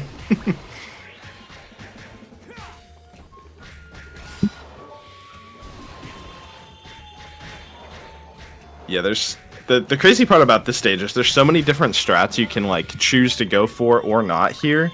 It's always really interesting to see what each runner will go for. Pretty much every time I watch the stage from someone new, I'm like, okay, let's see which ones they go for and don't. Yeah. Also these spike, they suck. They are horrible. They are the Yep. worst thing in the game. Well, not the worst thing in the game. There's a lot of things I could say are the worst thing in the game, but it's a contender. It's up there. Like, if you're not directly where you need to be, that thing will screw you over. Also, nice jump there from Hex. Yeah, that's a tight one, for sure. I didn't even realize we got that ability yet. Also, here's another one where Hex is going to be going around an invisible wall to just make it for this grab over here. Let's go. A lot harder than that looks. Yeah, I I'm need to really be very thankful. careful here. Sorry, Yep. you can continue talking, Em. I just, yeah, I gotta be Yeah, careful you're here. good. You're good. This part is scary for sure. I was gonna say I'm really thankful that this spiked beam actually spawned because Yup. what can happen actually is nobody knows why. By the way, it probably has something to do with the loading triggers that we've talked about. But sometimes when you perform that skip, I guess if you do it in a specific sort of way, sometimes that spiked beam does not spawn, and you actually have no way to get across it, and it makes you reset the entire stage because you can't. I think even if you, I don't remember if you die if it respawns or not, but I just remember it being the cause of a couple of resets for me, and I think it probably happened to Hex at some point. I don't know. Yeah, it did. Yeah, it's evil. It's a very brutal thing that can happen.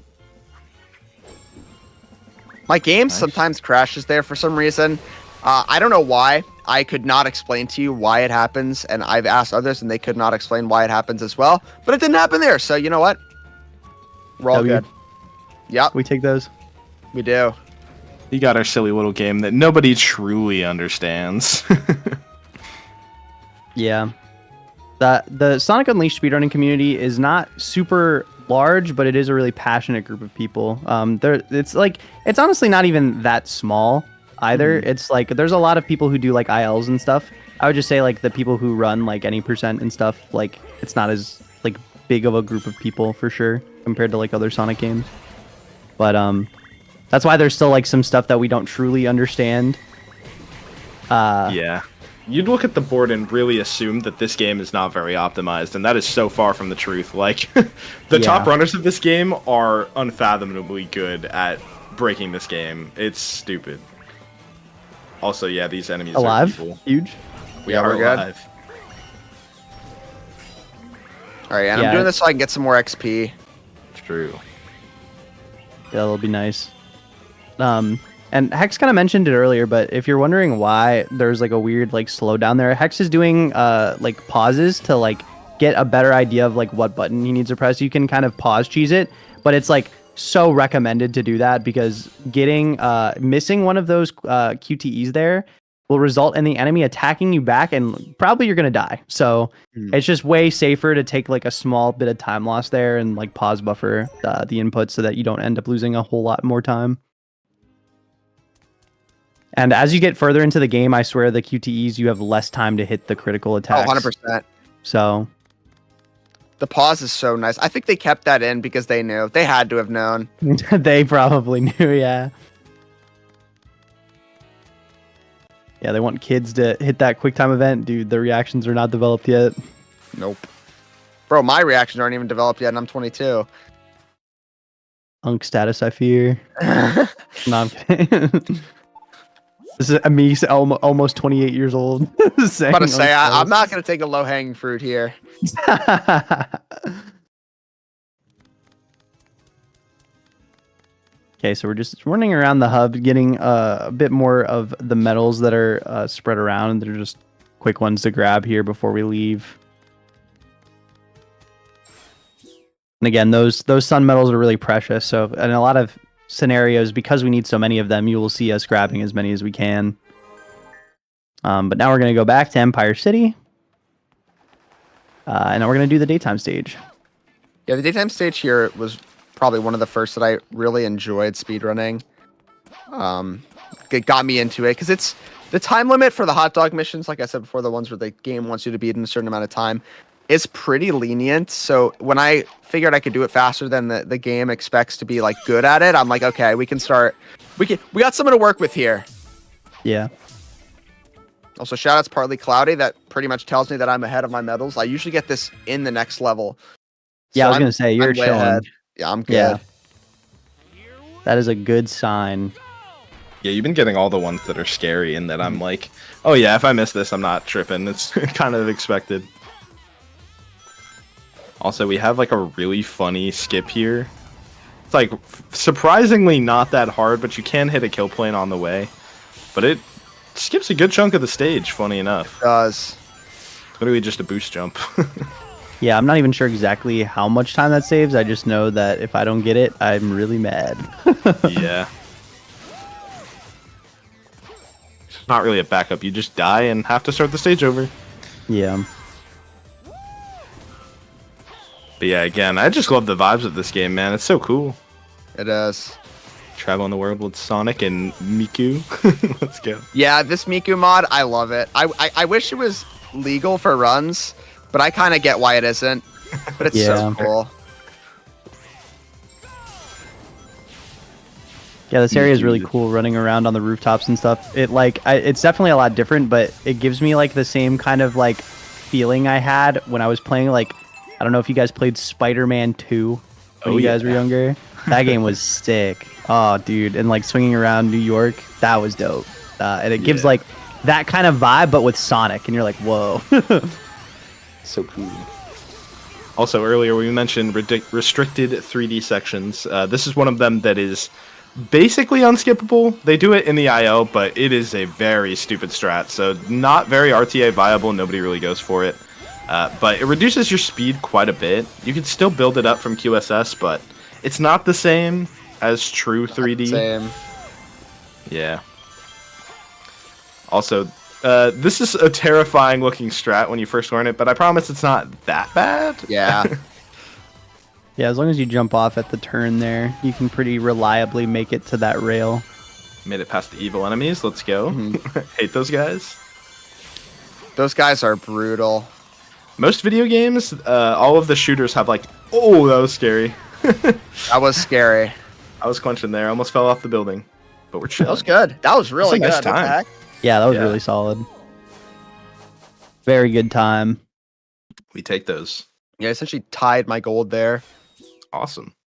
I was going to say, that's got to be close to your gold. That was a good That time. was really good. Mhm. And again, it's not a required area. We don't need to fight any bosses there, so we're just gonna move on to Adabat. Get some more or as medals. I like to call Asabat. I hate this place. Valid. Yeah, It this is is- like one of the yeah. last areas of the game, and it is very tough in all of the stages. Yeah, I think particularly the nighttime stage, I'm like the most upset about losing time. But well, I guess Jungle Joyride today too is just like Yeah. it's so long. Don't even get me started. Yeah, I'd definitely argue it's one of the hardest stages in the whole game. Jungle Joyride Day. Yeah, for sure. Super crazy IL. Yeah, that moon medal right there. I don't know why I always struggle with it. Valid. Fighting against you. I think it's just so awkward to grab it if you like miss it on the first one, or like off the first like pole on the wall.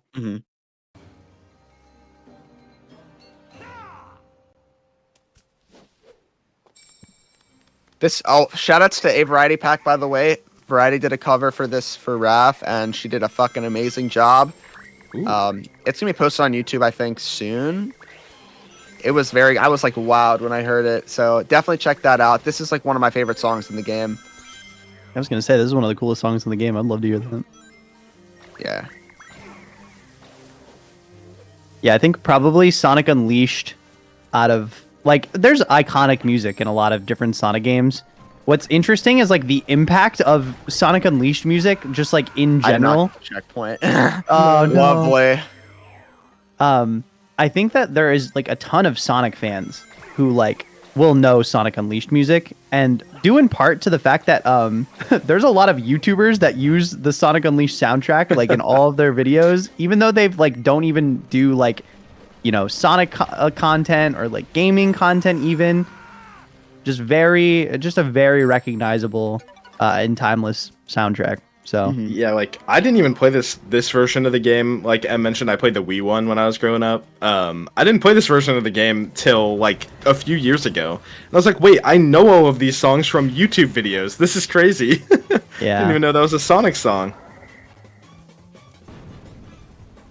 Yeah, I think this is probably like, aside from like the obvious like very recognizable songs like, you know, Escape from the City and like Green Hill and stuff like that. This soundtrack is just very well recognized everywhere. Yeah, I'd argue it's one of the best in the series, and considering the series' reputation for soundtracks, that's a very impressive feat. That's saying something. Yeah. So this platforming section is actually really dangerous. That water may look cosmetic, but it pushes you down very fast. Oh if you, my god, it is. Don't try it. Is all I'll say. Like you try it, you will fall. Yeah, I You think will it's regret just your decisions. it's just crazy that it doesn't even look like it's that powerful of water, but it's really strong. Yeah. You just get shot down into the void. Nice. Yeah, Hex doing a cool werehog jump. You've probably been noticing him do it, but you can get a lot of extra height from doing a jump before you're fully extended, like grabbing the ledge, like before his arms are like normal like length again. You can get like a really high jump off of there, and Hex taking advantage of that to get up there and hit that switch, avoiding some platforming that would take way longer. Yeah, and this guy's Oh my mean. god, I thought he was at half health. There you go. Nice. There we go. Yeah, I do that again just to get some more XP. Very nice to have, especially in the later coming levels. Yeah, that guy is really scary. Very strong. So now we have to do this. This actually works out for us because we're getting medals along the way. But we have to do this button puzzle. We have to hit the buttons in a specific order. Oh my god. I'm honestly very surprised you didn't get a reticle for that. That's weird. Yeah, I'm not exactly sure as well, personally. Happens. The Sonic Unleashed experience. Oh yeah. No, that is one of the jank things in the game for sure, is getting consistent reticles on certain jumps. There are sometimes too, there's like a few specific areas where it's like you have to like get Sonic familiar with it, is like the way I like to think about it. Like you have to like jump up to it so he can see it. You will not get a reticle with that jump no matter what. And then you have to re-jump because then it's like, okay, now he knows that it's there. And now he knows he can grab it. Which is not how it's supposed to work, by the way. That's just not, he should just be able to see it. But like, it's funny that there are certain ledges that are like that. Yeah, the only saving grace that I didn't know till like much later into learning the game is if you hold B down, he will just automatically grab the ledge, which is sick. Like as long as the reticle shows up. So that's why that's such a big deal. You don't have to like time it or anything. You can just hold it, and the second the reticle appears, he will grab on, which is awesome.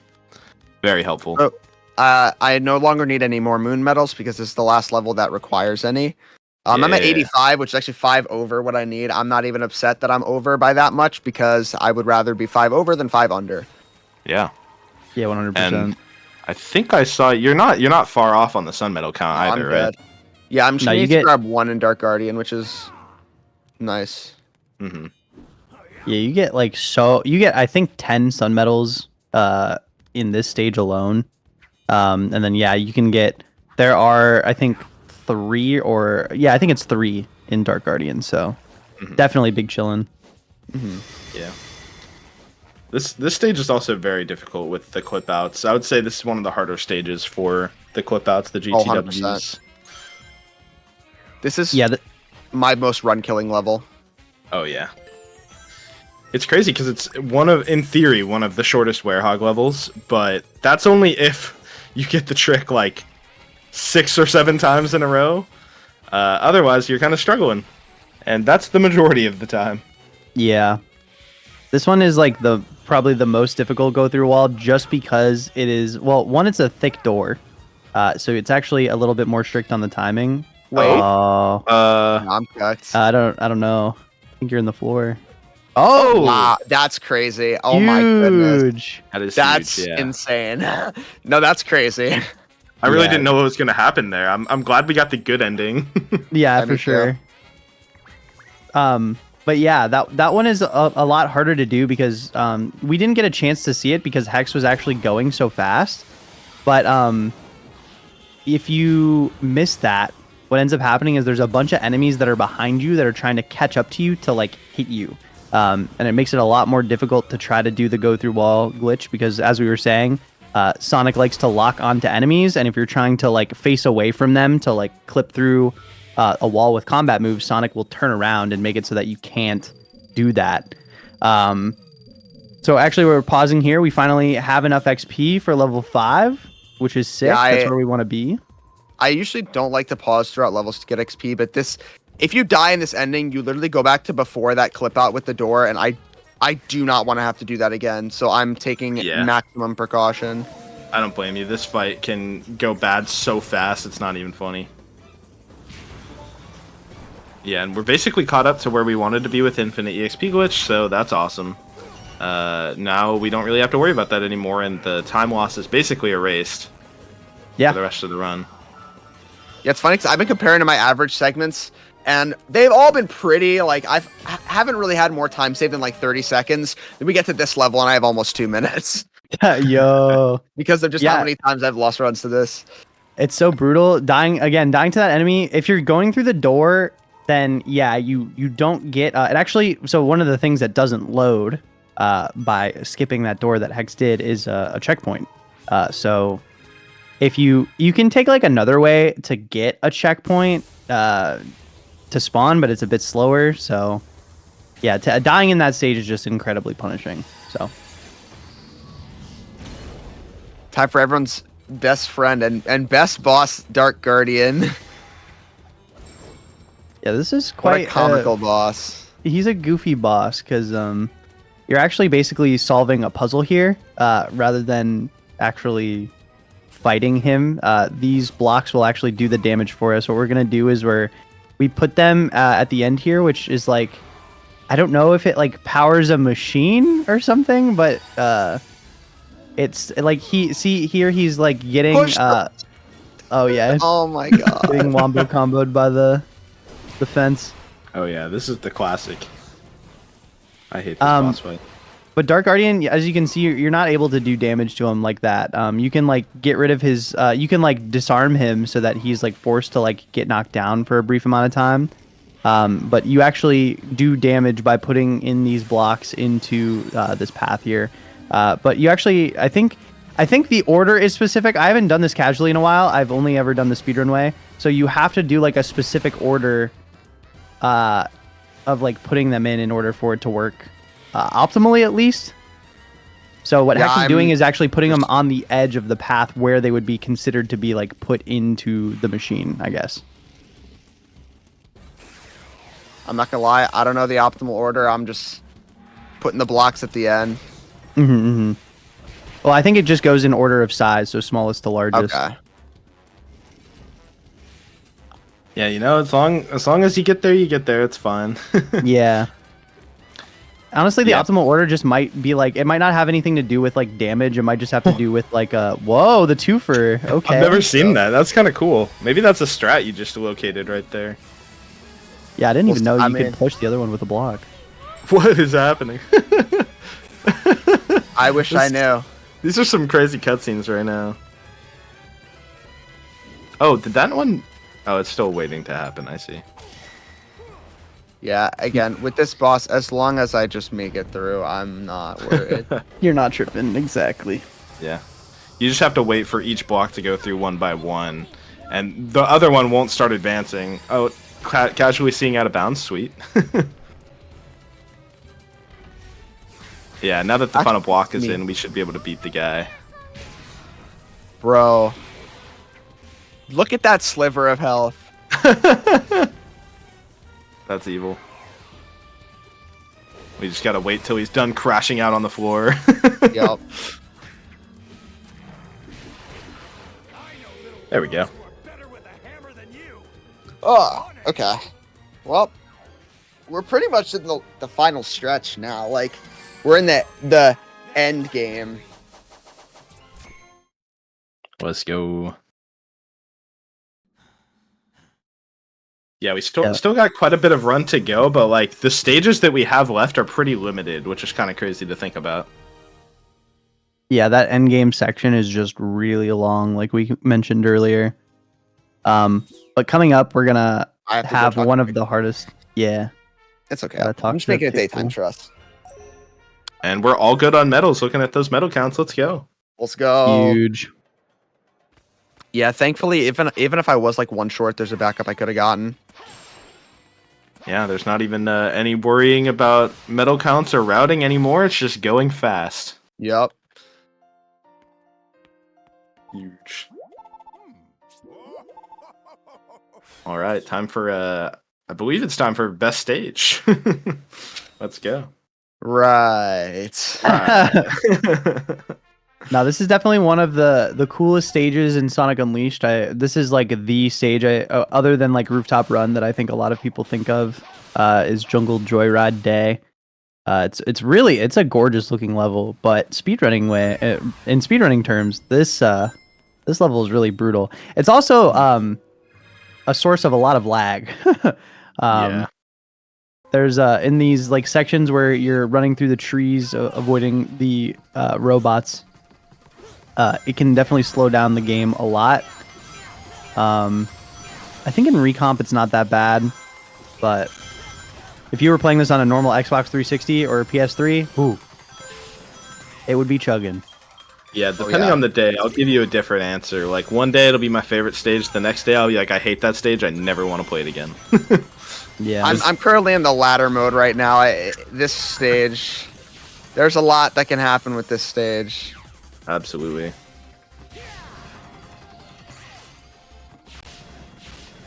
I think I was meant to go down a different path, but I'm not even too upset about that. Nah, that's cool.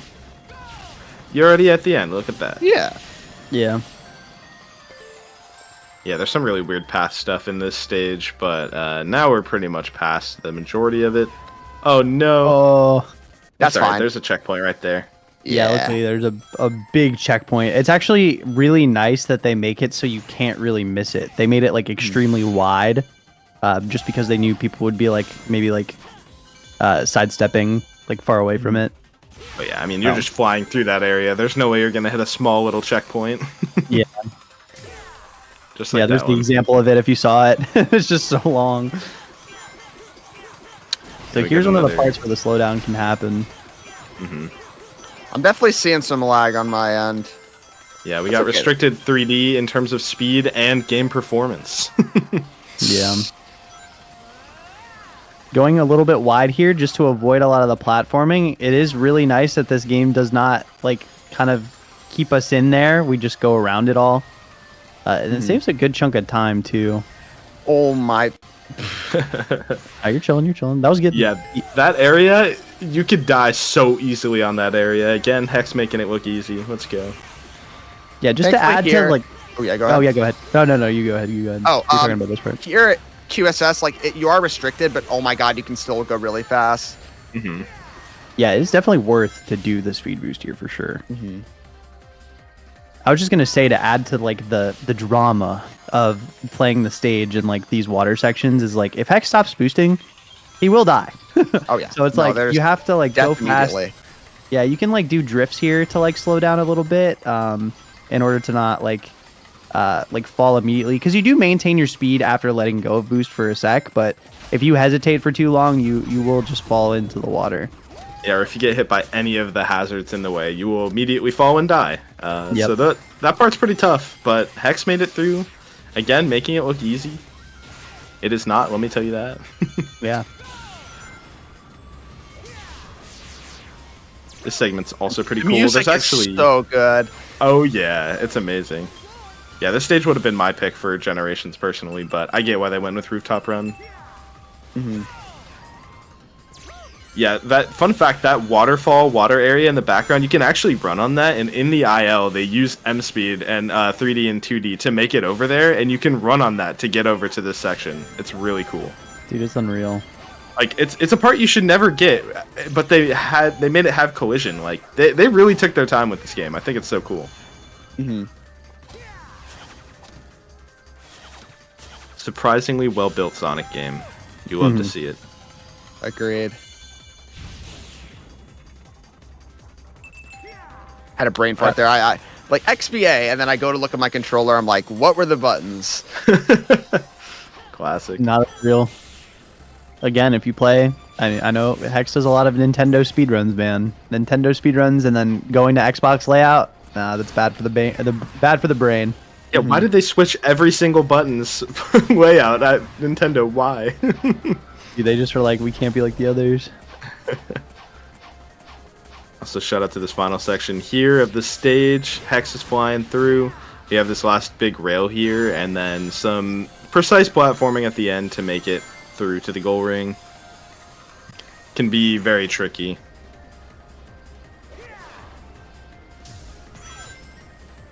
Yeah, this section I'm clenching. Yep. Oh, nice. All right, I got to be careful because Sonic controls like a max semi here, dog. I've walked off the edge so many times. Yep. Yeah, valid. All right, and we're through. Let's go. Wow, finally a jungle joyride that doesn't want to murder me. Yeah, Dude, Death with oh Jungle my Joyride is God. impressive. Let's go. Oh my god, it's hard. It is not easy. All right, and then we have the final, well, not final, but like the final non-Eggman Land boss, Yep. Egg This is- Lancer, which is just as boring as the rest. It's boring, but this one's a doozy, man. Mhm, If it you is. die, it's brutal because you have to watch this intro cutscene every single time, and I swear it takes like 10 to 15 seconds. Like, what is bro doing? Like, we don't need to see all that. He did not need to aura farm for that long, bro. They, Yeah, like, The worst part with that cutscene is he's not even on screen for like a whole 5 seconds. It's like, dude, where are you? What is going yeah, on? what am I looking at? The beautiful clouds? And they are beautiful, but, you know.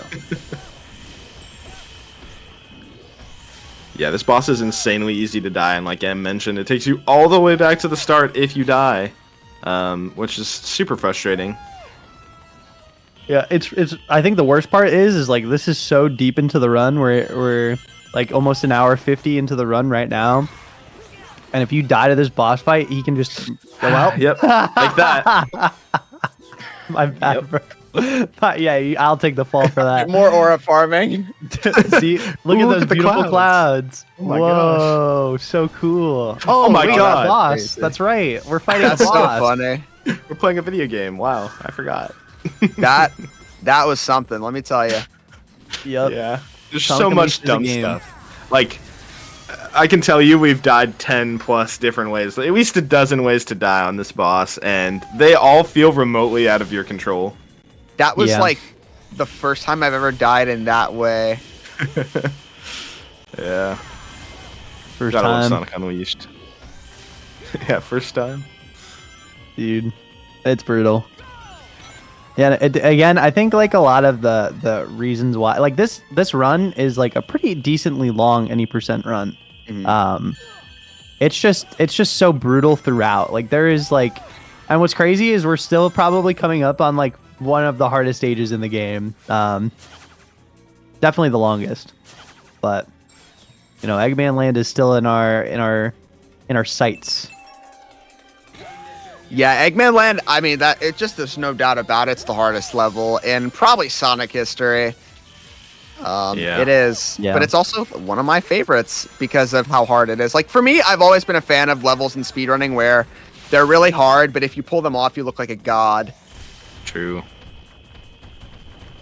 Yeah, this game is very punishing. There's a lot of dumb stuff you need to learn, like most speedruns, honestly, but once you get it down, again, it's so satisfying, but there is so many segments that are stupid difficult, both because the game intends them to be difficult and because of random stuff that'll screw you over.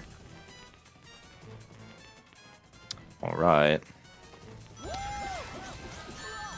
Don't remember, is this gonna finish him off? It should. We'll see. This last hit here does like a huge amount of damage. Yeah, it should be good, but worst case, you just have to boost into him one more time. Yeah. Yeah, that's Nice. off. Nice. Cool. Oh man, well, all we got left is Eggman Land, and I mean Eggman Land encompassing all of the stuff. But you know, this is where the rubber meets the road, right Yep. here. Yes, sir. That's where runs are made. Let's go. We have a little bit of downtime before that, though. We have to go talk to Professor Pickle again. The world is complete. Yes. We did it. It's all back together. Wow. One more to go. We go talk to Professor Pickle. Well, we also find out that Miku is like the god of light or whatever. Yeah, what's gonna happen right now? Who knows? And then after we talk to Pickle, we talk to Tails, and then we go into the end game section, which is we did the plane section at the beginning, and now we have a plane section at the end. Tornado Defense 2. What's up, Amy? Yo. Yo, Amy, what's up? And I almost want to watch this cutscene and see if they did anything with this mod. I'm not sure. Oh, they That would've for been the are you talking about the Yeah. reveal where he like chips like, oh, I'm the god of light? Yeah, I Yeah, would they love to do. watch that cutscene with this mod. they used to be like, I am Hatsune Miku. they only changed like a few lines, but it's still That's cool. sick. Oh yeah, and Tails, if you looked really closely there, didn't have a snout. That's actually, it happens in the console version as well. For whatever reason, it just doesn't load there. I don't know why. Awesome. But yeah, we're back to Tornado Defense Act 2. This is like, you know, it's similar to the first one. You just have to press way more buttons. Yeah. It's honestly not too bad because even like, let's say worst case scenario, Hex misses some button presses. It's fine. It's not too bad. Like, That big of a deal. yeah, like once you learn the run and you're more comfortable with doing this level, you'll realistically never die. Unless you have like a meltdown or like your controller turns off, but it's pretty chill. Yeah, the calm before the storm, as we like to say. Yeah, it is the calm before the storm. You get this. I actually kind of appreciate this in the run because it is a long section that's like right before the really hard boss, and you just got done playing like a really a really hard level, and you just got done playing a really hard stage. So like you just it's nice to have like the downtime to like calm down before getting into it.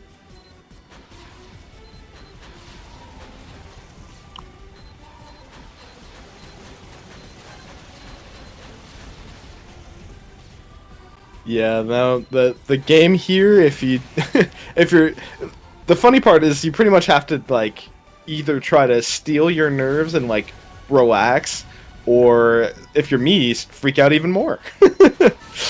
Yeah, I'm on Yeah. the freak out even more crowd.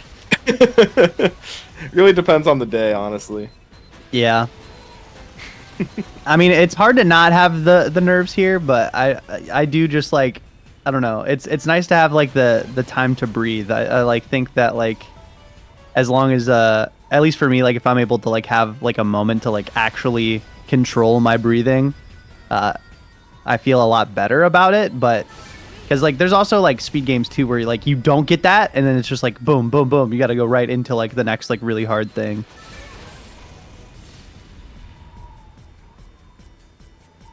The music does go crazy. Yeah. Like, I don't think there's misses on this soundtrack, man. It's just too good. Well, this game. It's just like perfect for what it needs to be. I think it's just like every area it gives a perfect feel of the place. It's awesome. Yeah, the vibes are immaculate.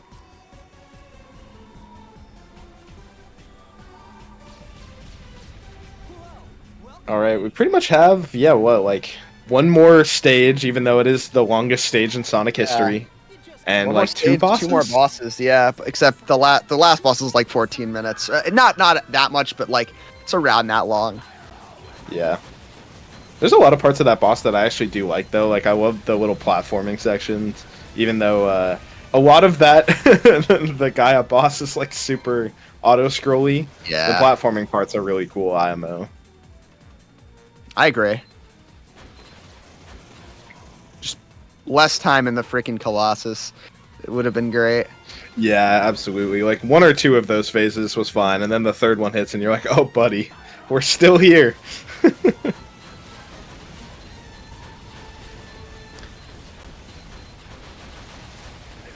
Yeah, one little optimization here is you pretty much want to like avoid pressing every other QTE that you see of the missiles, when the one pops open for the egg cauldron, I believe is the boss's name, you just want to mash that as soon as possible. That's like pretty much the only way to speed up this segment of the run. Yeah, and realistically, I think you're only saving like a second or two. Yeah.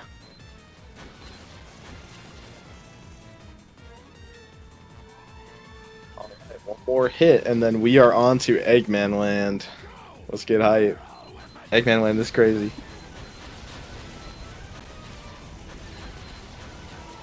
What were they on when they made Eggman Land? I can't believe it. Bro, they were on wanting to make Sonic fans suffer.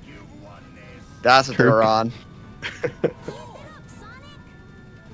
They were like at the post-work bar session, and they're just like, all right, how do we make people suffer?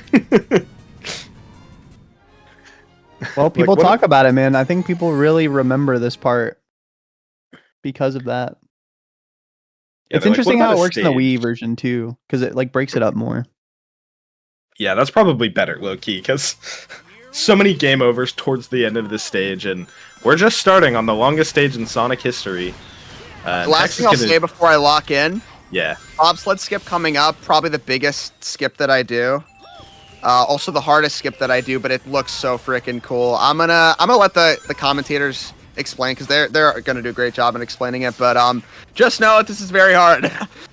Yeah, it is. You have to do a lot of different parts to make this trick work, and it's gonna start right now. Basically, you're gonna jump off of this rail to land on an invisible ceiling here, and then Hex is gonna line himself up. Hopefully, get a little bit of an M speed jump here, so that make it across. That'll work. Okay. And then we're gonna position ourselves here, out of bounds. More invisible ceiling. You can end up walking off there. Set up an M speed jump so that we can. Oh, this looks good. Dude, let's Nice. go. All right, it's not Nice. over yet because It's I still not have to make over. sure I don't die. But I'm gonna take this part really careful because I don't want to have to do that again. Yeah, Yeah. this skip saves so much time. It's very easy to die in this section. This is the part where you would be on the bobsled. And yeah, using the M speed, we're able to like go out of bounds and avoid some kill planes in an effort to get onto this. But it is not easy, and even this section here is a bit scary, but we're almost out. Thankfully, if I just hold boost, I'm pretty good. Like, Yeah, Nice. all right. solid. Good work. Yeah, there we go. That was freaking dope. That was awesome. Yeah, dope. You got a that's first cool. try. That was cool. It was pretty fast too. I set everything up pretty well. Yeah, no, that was really nice. Good stuff. It's one of the hardest parts of the whole stage. Yeah, I think that trick alone saves about a minute and a half to 2 minutes. Yeah. Probably Yeah. more realistically like 2 minutes plus if you're not doing like completely optimal fights, which there are some fights that you have to do. Well, I guess you can avoid them, but Yeah. doing the optimal movement is pretty difficult. Yeah, I still don't do that strat, and yeah, Hex saved probably about like a minute and a half over what I usually get at that point, so very solid. Oh, that is. Yeah, I mean, you know what? Let's just We got the check there, it's fine. chill there. Yeah, Yeah, it's you're okay. chilling. It's not a very costly death. Yeah, these jumps are pretty precise, but they skip like a lot of platforming to just do these slightly difficult jumps. Yeah, very nice that we can do so much of this. Like the combat abilities that the Werehog has allows us to do so many crazy things that you really shouldn't be able to. Yeah, example there, doing like the windmill attack to get over a wall there. Typically, you'd have to hit the switch, like a switch similar to what Hex had right there. That's actually really cool. I haven't seen that. Yeah, which one? that was complete accident. I'm gonna be honest. Okay, but Outside. it was sick, and it actually looked kind of fast. So you know Yeah. what? Oh, We take those. Yeah, I know Yeah. people try to do the punch there, but it was cool that you were able to get the missile punch, like charging up, so you could release it right away. Ooh, I'm yeah, just these parts are gonna. scary. So Nice. valid. Made the cycle Yeah. too for the platforms. For however sad I was that I didn't get XP glitch, I'm chilling now that I got bobsled skip. That was the one skip I really wanted to get, and so that was Yeah, really that's cool. huge. Super happy Quick- about that. Now we're in the motion sickness room.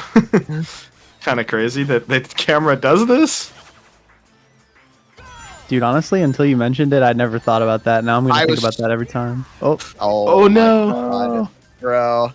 Yeah, just stare at It's Sonic. fine. You'll be okay. yeah, I just stare at the center. Well, I actually don't even look at Sonic during the section. I just like look at the center of the screen because I'm so locked in for these QTEs that you have to hit. Because if you miss it, you just fall into the lava. Yeah, this room is a little scary. You get a lot more movement in the air because you're not on that like treadmill, I guess. But you can, because you get speed so fast, it's really easy to run into the lasers there as well. So Funny thing, before today, I was like, I woke up during the middle of the night, and I was wondering, because literally all I could think about is, how am I gonna do this room? Which, speaking of how am I gonna do this room, I don't know what just happened there, but it works. Hey, you're almost out. You're almost You home free. take those.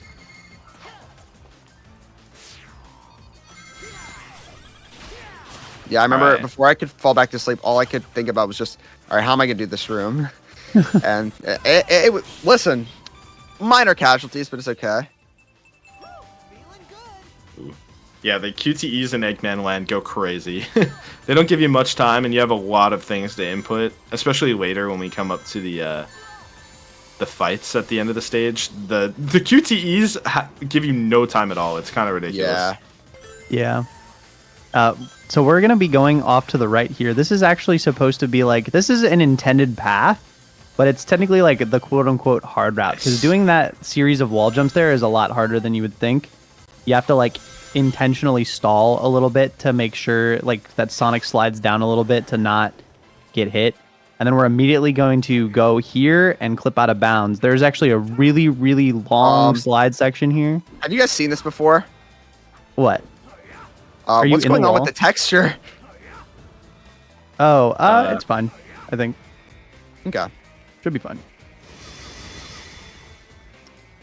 Yeah, I'm Yeah, gonna we're do. chilling. Yeah, we're doing a little bit of it. We're doing this skip. It's gonna save a lot of time.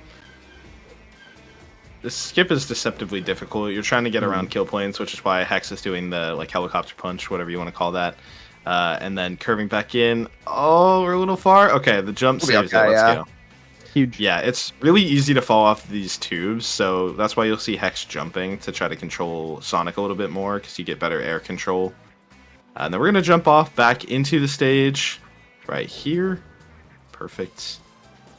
And yeah, just a little bit more, and we're at the very end of the stage already after skipping all of that. Let's go. Yeah, that trick saves so much time because in each, like going down that slide, there's a bunch of different rooms that you have to go through on your way through, and you have to fight enemies and solve like kind of like small puzzles, I guess. But it wastes a lot of time, and this is one of the hardest, if not the hardest, I think, go through wall glitch. Not because you're getting like hit or anything, but just because this is such a thick door. It's really precise timing for actually getting through. Yeah, this Oh, might be wow. one of the ones that's frame perfect. There Thank we go. Yeah. goodness. That one's really tight. But it's important that we do that because it's not just about going through the door. It's also about deloading that door, I believe. The door, like technically that door would be closed, but we can go through it because it didn't load because we skipped the door. Yeah, and helps you skip some fights. Yeah, and these are the last two enemies that we have to defeat. Going Nice, for one the down. back shots yet again. Get God. the extra damage. Backshot's OP. Oh no? Okay. Yeah, these enemies alright. are We're kind of good. evil. They can chain you a little bit. Okay.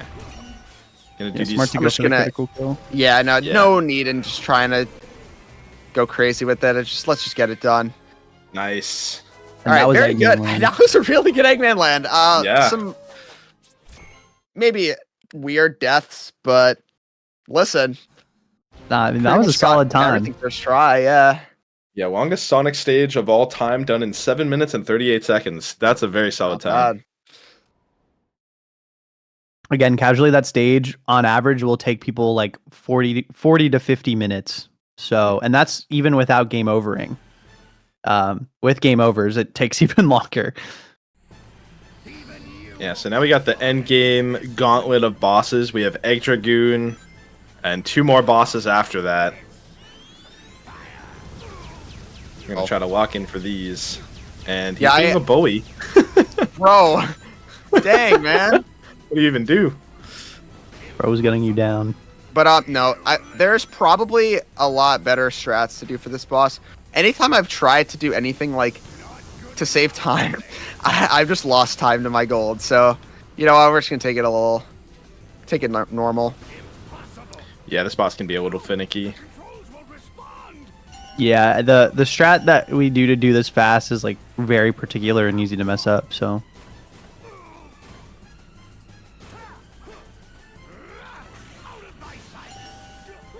So with each of these phases, we're gonna have QTEs that we have to do. So, but they are static. So if you know the order, you can just get used to them. However, in the last phase, I believe, like this one has 2 QTE phases. The second phase, there's 2 random ones, I believe. Yeah, there are 2 randoms, but it's honestly just like it's not that big of a deal considering like the rest of them are static. It's easy to lock in for those. Yeah. And it's only Also, 1 button, luckily. I didn't realize they actually, like, before I did a run with the Miku mod, did not realize they actually changed the voice as well. I literally thought it was just a skin recomp, but you'll hear Miku in this fight. Yeah, if you watch the cutscenes with the Miku mod, it actually like changes. They like swapped out her voice completely to just be Miku. It's really cool.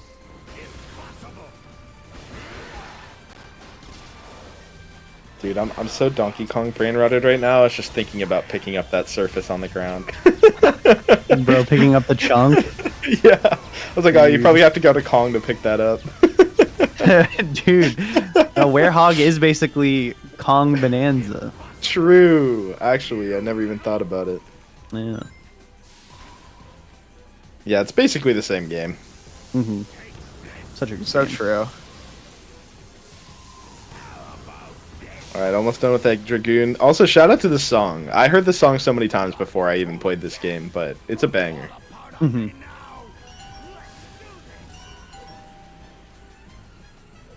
Yeah, they massacred this boss in Generations, and I won't hear any other response. Yeah, you're so I like right. this boss the way it is now. In Generations, they made it so horrible. Dude, I'll oh never my gosh. forgive them. When I was speedrunning the game, like, that is one of my least favorite segments of the whole game. It's so frustrating. So those are the 2 randoms. But other than that, I mean, we're pretty much done the fight. That was a pretty good fight. A lot of the times where I got hit, like where I got stun locked, I wouldn't have even been able to hit him anyways. Now hit him with the Mario and throw his ass. Yep. He's a Mario. Right. It's a Mia Mario. Alright, now we've already seen one auto-scroller, and here's basically another. Yay!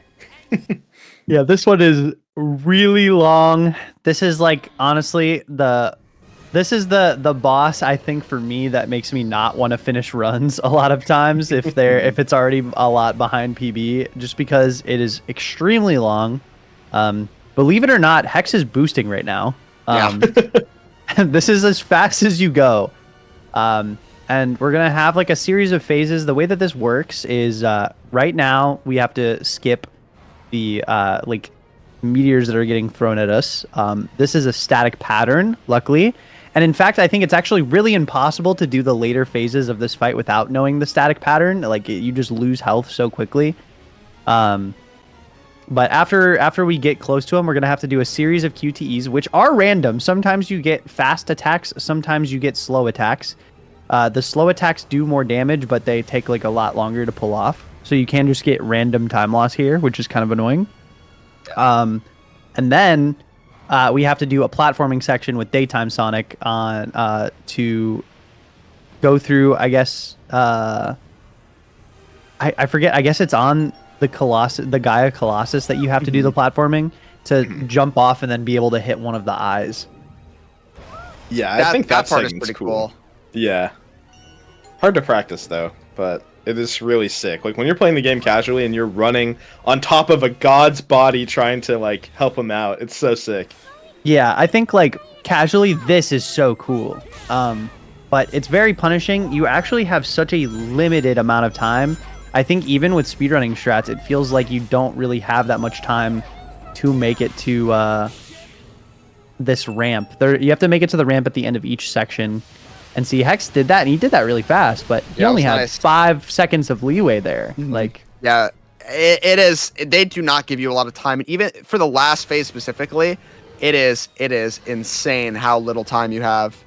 yeah, just keep track of that timer in the top left when you're in the daytime Sonic section. For the people that are watching, you'll just see like how tight it is, even with going fast.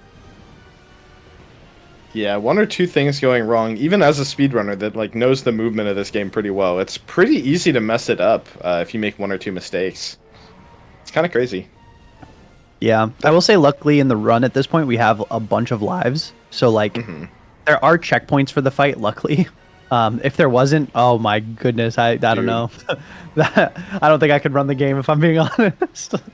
Yeah, it'd be so stressful. That's true. Oh man. Yeah, the worst part about this auto scroller to me though is it's like not like it's one of the auto scrollers where you can actually just lose time. You can't really gain it. It's like if you get hit or if you die in one of the Sonic segments, it's like, man, like you can't really save much time, but you can lose it, that's for sure. Yeah. Yeah, I found out the hard way actually in my PB that if you miss a QTE, I'm pretty sure it just sends you all the way back to the start, and it does not refill your health. Dude. Yep. It's horrible. It's the worst thing that has ever been generated in this world. Yeah. Like, not really. Of like minor inconveniences. And of course, again, as I mentioned, these QTEs are random, and which attack Gaia Colossus decides to do is also random. So you can just lose time. You can save like a bit of time there, but like realistically, you're saving like a few seconds tops. And it's not even up to like how well you're playing. Yeah. Sonic hitting us with the dad pun, Chip, you rock. It's literally a rock right now. Thank you. Chip, you rock. I never thought of that. Hang on. It's a very Sonic thing to say, and Wait it's a a minute. pun at the same time. I actually just realized that now too. I always didn't laugh even at put that that together. It's like low-key kind of like rude, I feel like. Like, you rock. You rock. It's like I can never know if it's a compliment. I would assume so. Sonic's usually a pretty positive guy. Dude, we also have to wait for the Gaia, the perfect Dark Gaia, I should say. What's it called? His aura farming every time we do one of the attacks, because he just like sits there and like wiggles a bit, and we just have to stare there and watch him.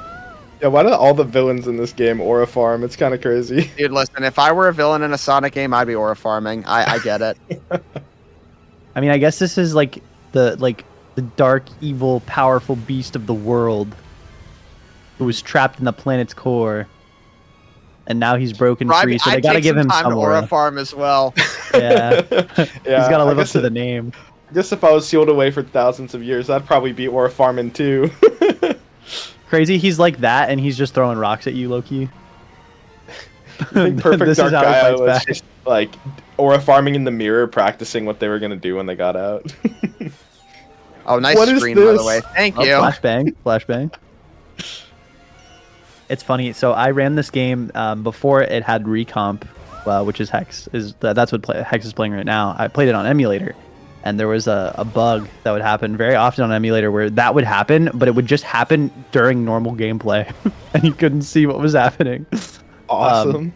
There was a mod that fixed it that was speedrun legal, luckily, but if you try to play the game without it, sometimes you just could not see.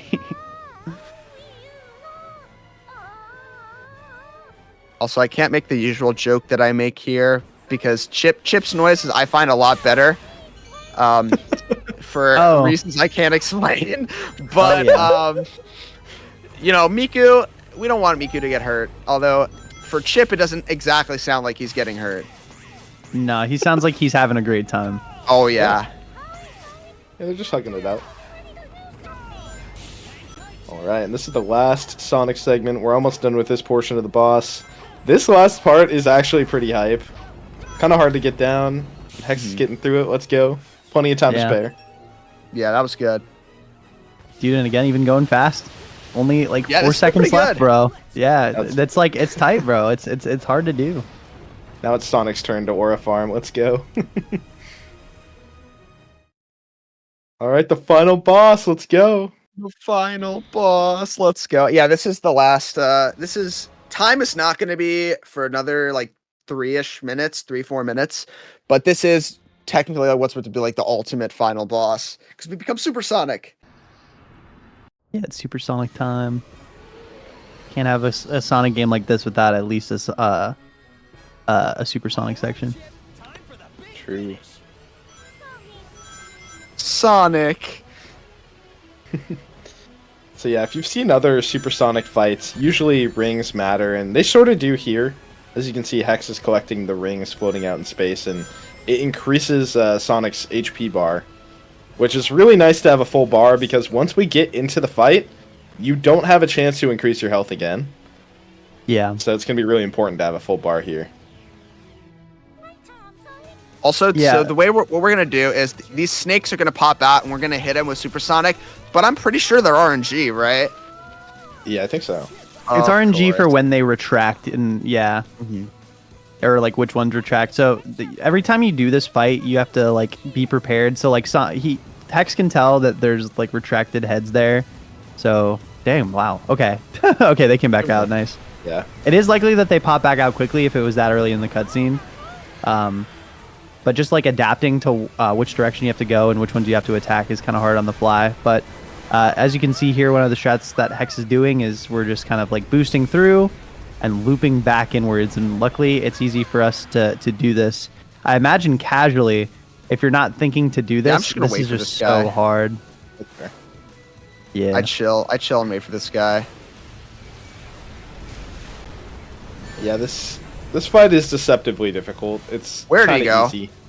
Oh no. Oh, he went back in. Okay, Evil. bro. Evil. Okay. We're circling back for this guy. We'll go back for that other guy later. And I'll get there him we right go. now. Perfect. There we Nice. go. Okay, cool. A few Now more we to only have go. 2 left. Yeah. Yeah, it's Yeah, so it's hard tough. to control Sonic precisely here, especially with all those rocks in the way and stuff. Yeah, you got to control Sonic. You got to worry about the rocks on the side. You got to worry about Perfect Dark Eye hitting you. And you got to Nice. worry about the cycles of the heads and stuff. So, but we're out. Final hits coming up. Let's go. We Yep. got some QTEs. The craziest QTE of all time coming up. Yeah, if this is not for... This is actually such a difficult QTE casually, because it's like, if you're not great at mashing buttons, you have to press the Y button how many times? Is it 80? A lot. 60? I think 60 it's to 60. 80? Yeah. It's stupid. It's still a lot. You don't have a lot of time to press the button that much. I think you have like a few seconds. Also, right after, it's kind of cool. Sonic says like a randomized line every time after that QTE. Really? I did not know Yeah. that. Yeah, it's different every time. It's really cool as a runner because you're like, oh, which one am I going to get? And like for a little bit, I was still getting ones I had never heard before. Here we go. Oh, wow. You're a really good masher. That's crazy. Yeah, Yeah, I love mashing, bro. I mean, I don't love it, but like, Good. I have a technique. All right, so yeah, when that was you see fast. Sonic Really good. again, that's the randomized line. So which one do we get this time? Here's Sonic. All right, time's coming up. Time's coming up as soon as the screen fades to white. Boom, that's time. Nice. GG. All right, that was a really good run. man. That was a really, really solid showcase. I'm really happy that a lot of the stuff went well. The only real gripe I have is that I missed XP glitch, but everything else really solid. And actually was only 5 seconds off PB, which is funny. Whoa, That's okay. pretty good. Good stuff. That was a lot of fun, and I had a great time. Thank you, Variety, and everybody who helped showcase the event, helped run the event, for letting me actually do the run after having some unfortunate travel issues. It means a lot to me that you guys accommodated so much for me, and was very nice. And thank you, Em and Dawn, for commentating. You guys did freaking awesome. Greatest commentators to have in the booth I think I could have picked. Yeah, thank you, man. Thank you for having us. Thanks again for hosting the run. It was dope to be here. Love Sonic Unleashed. Cool game. Just gonna turn it back over to Variety. And yeah, thank you guys for watching. I hope you all enjoyed, and I'll see you guys around. Bye. All right. Thank you very much, Hex, Emerald, and Dawn, for your expertise in this game. Super, super fun to watch. And I am pleased to announce that this means that Rejects and Friends Rapid Fire 2025 is, after 2 weeks, officially over. Thank you very much, everyone, for helping us raise over $9,000 for Planned Parenthood. Super, super fun. And I'm really glad that we got to get everyone in, even though it took a little longer than expected. If you're not already following the Rejects and Friends channel, please make sure to do so. We'll be popping up every so often with some more showcases, hotfix style, as well as main events, hopefully 2 or 3 times every year. And with that, let's go ahead and raid out. Thank you very much again for watching, and we will see you all very, very soon. Thanks, Hex, Dawn, and Emerald once more. Thank you very much. Pleasure's all mine. Thanks for having us.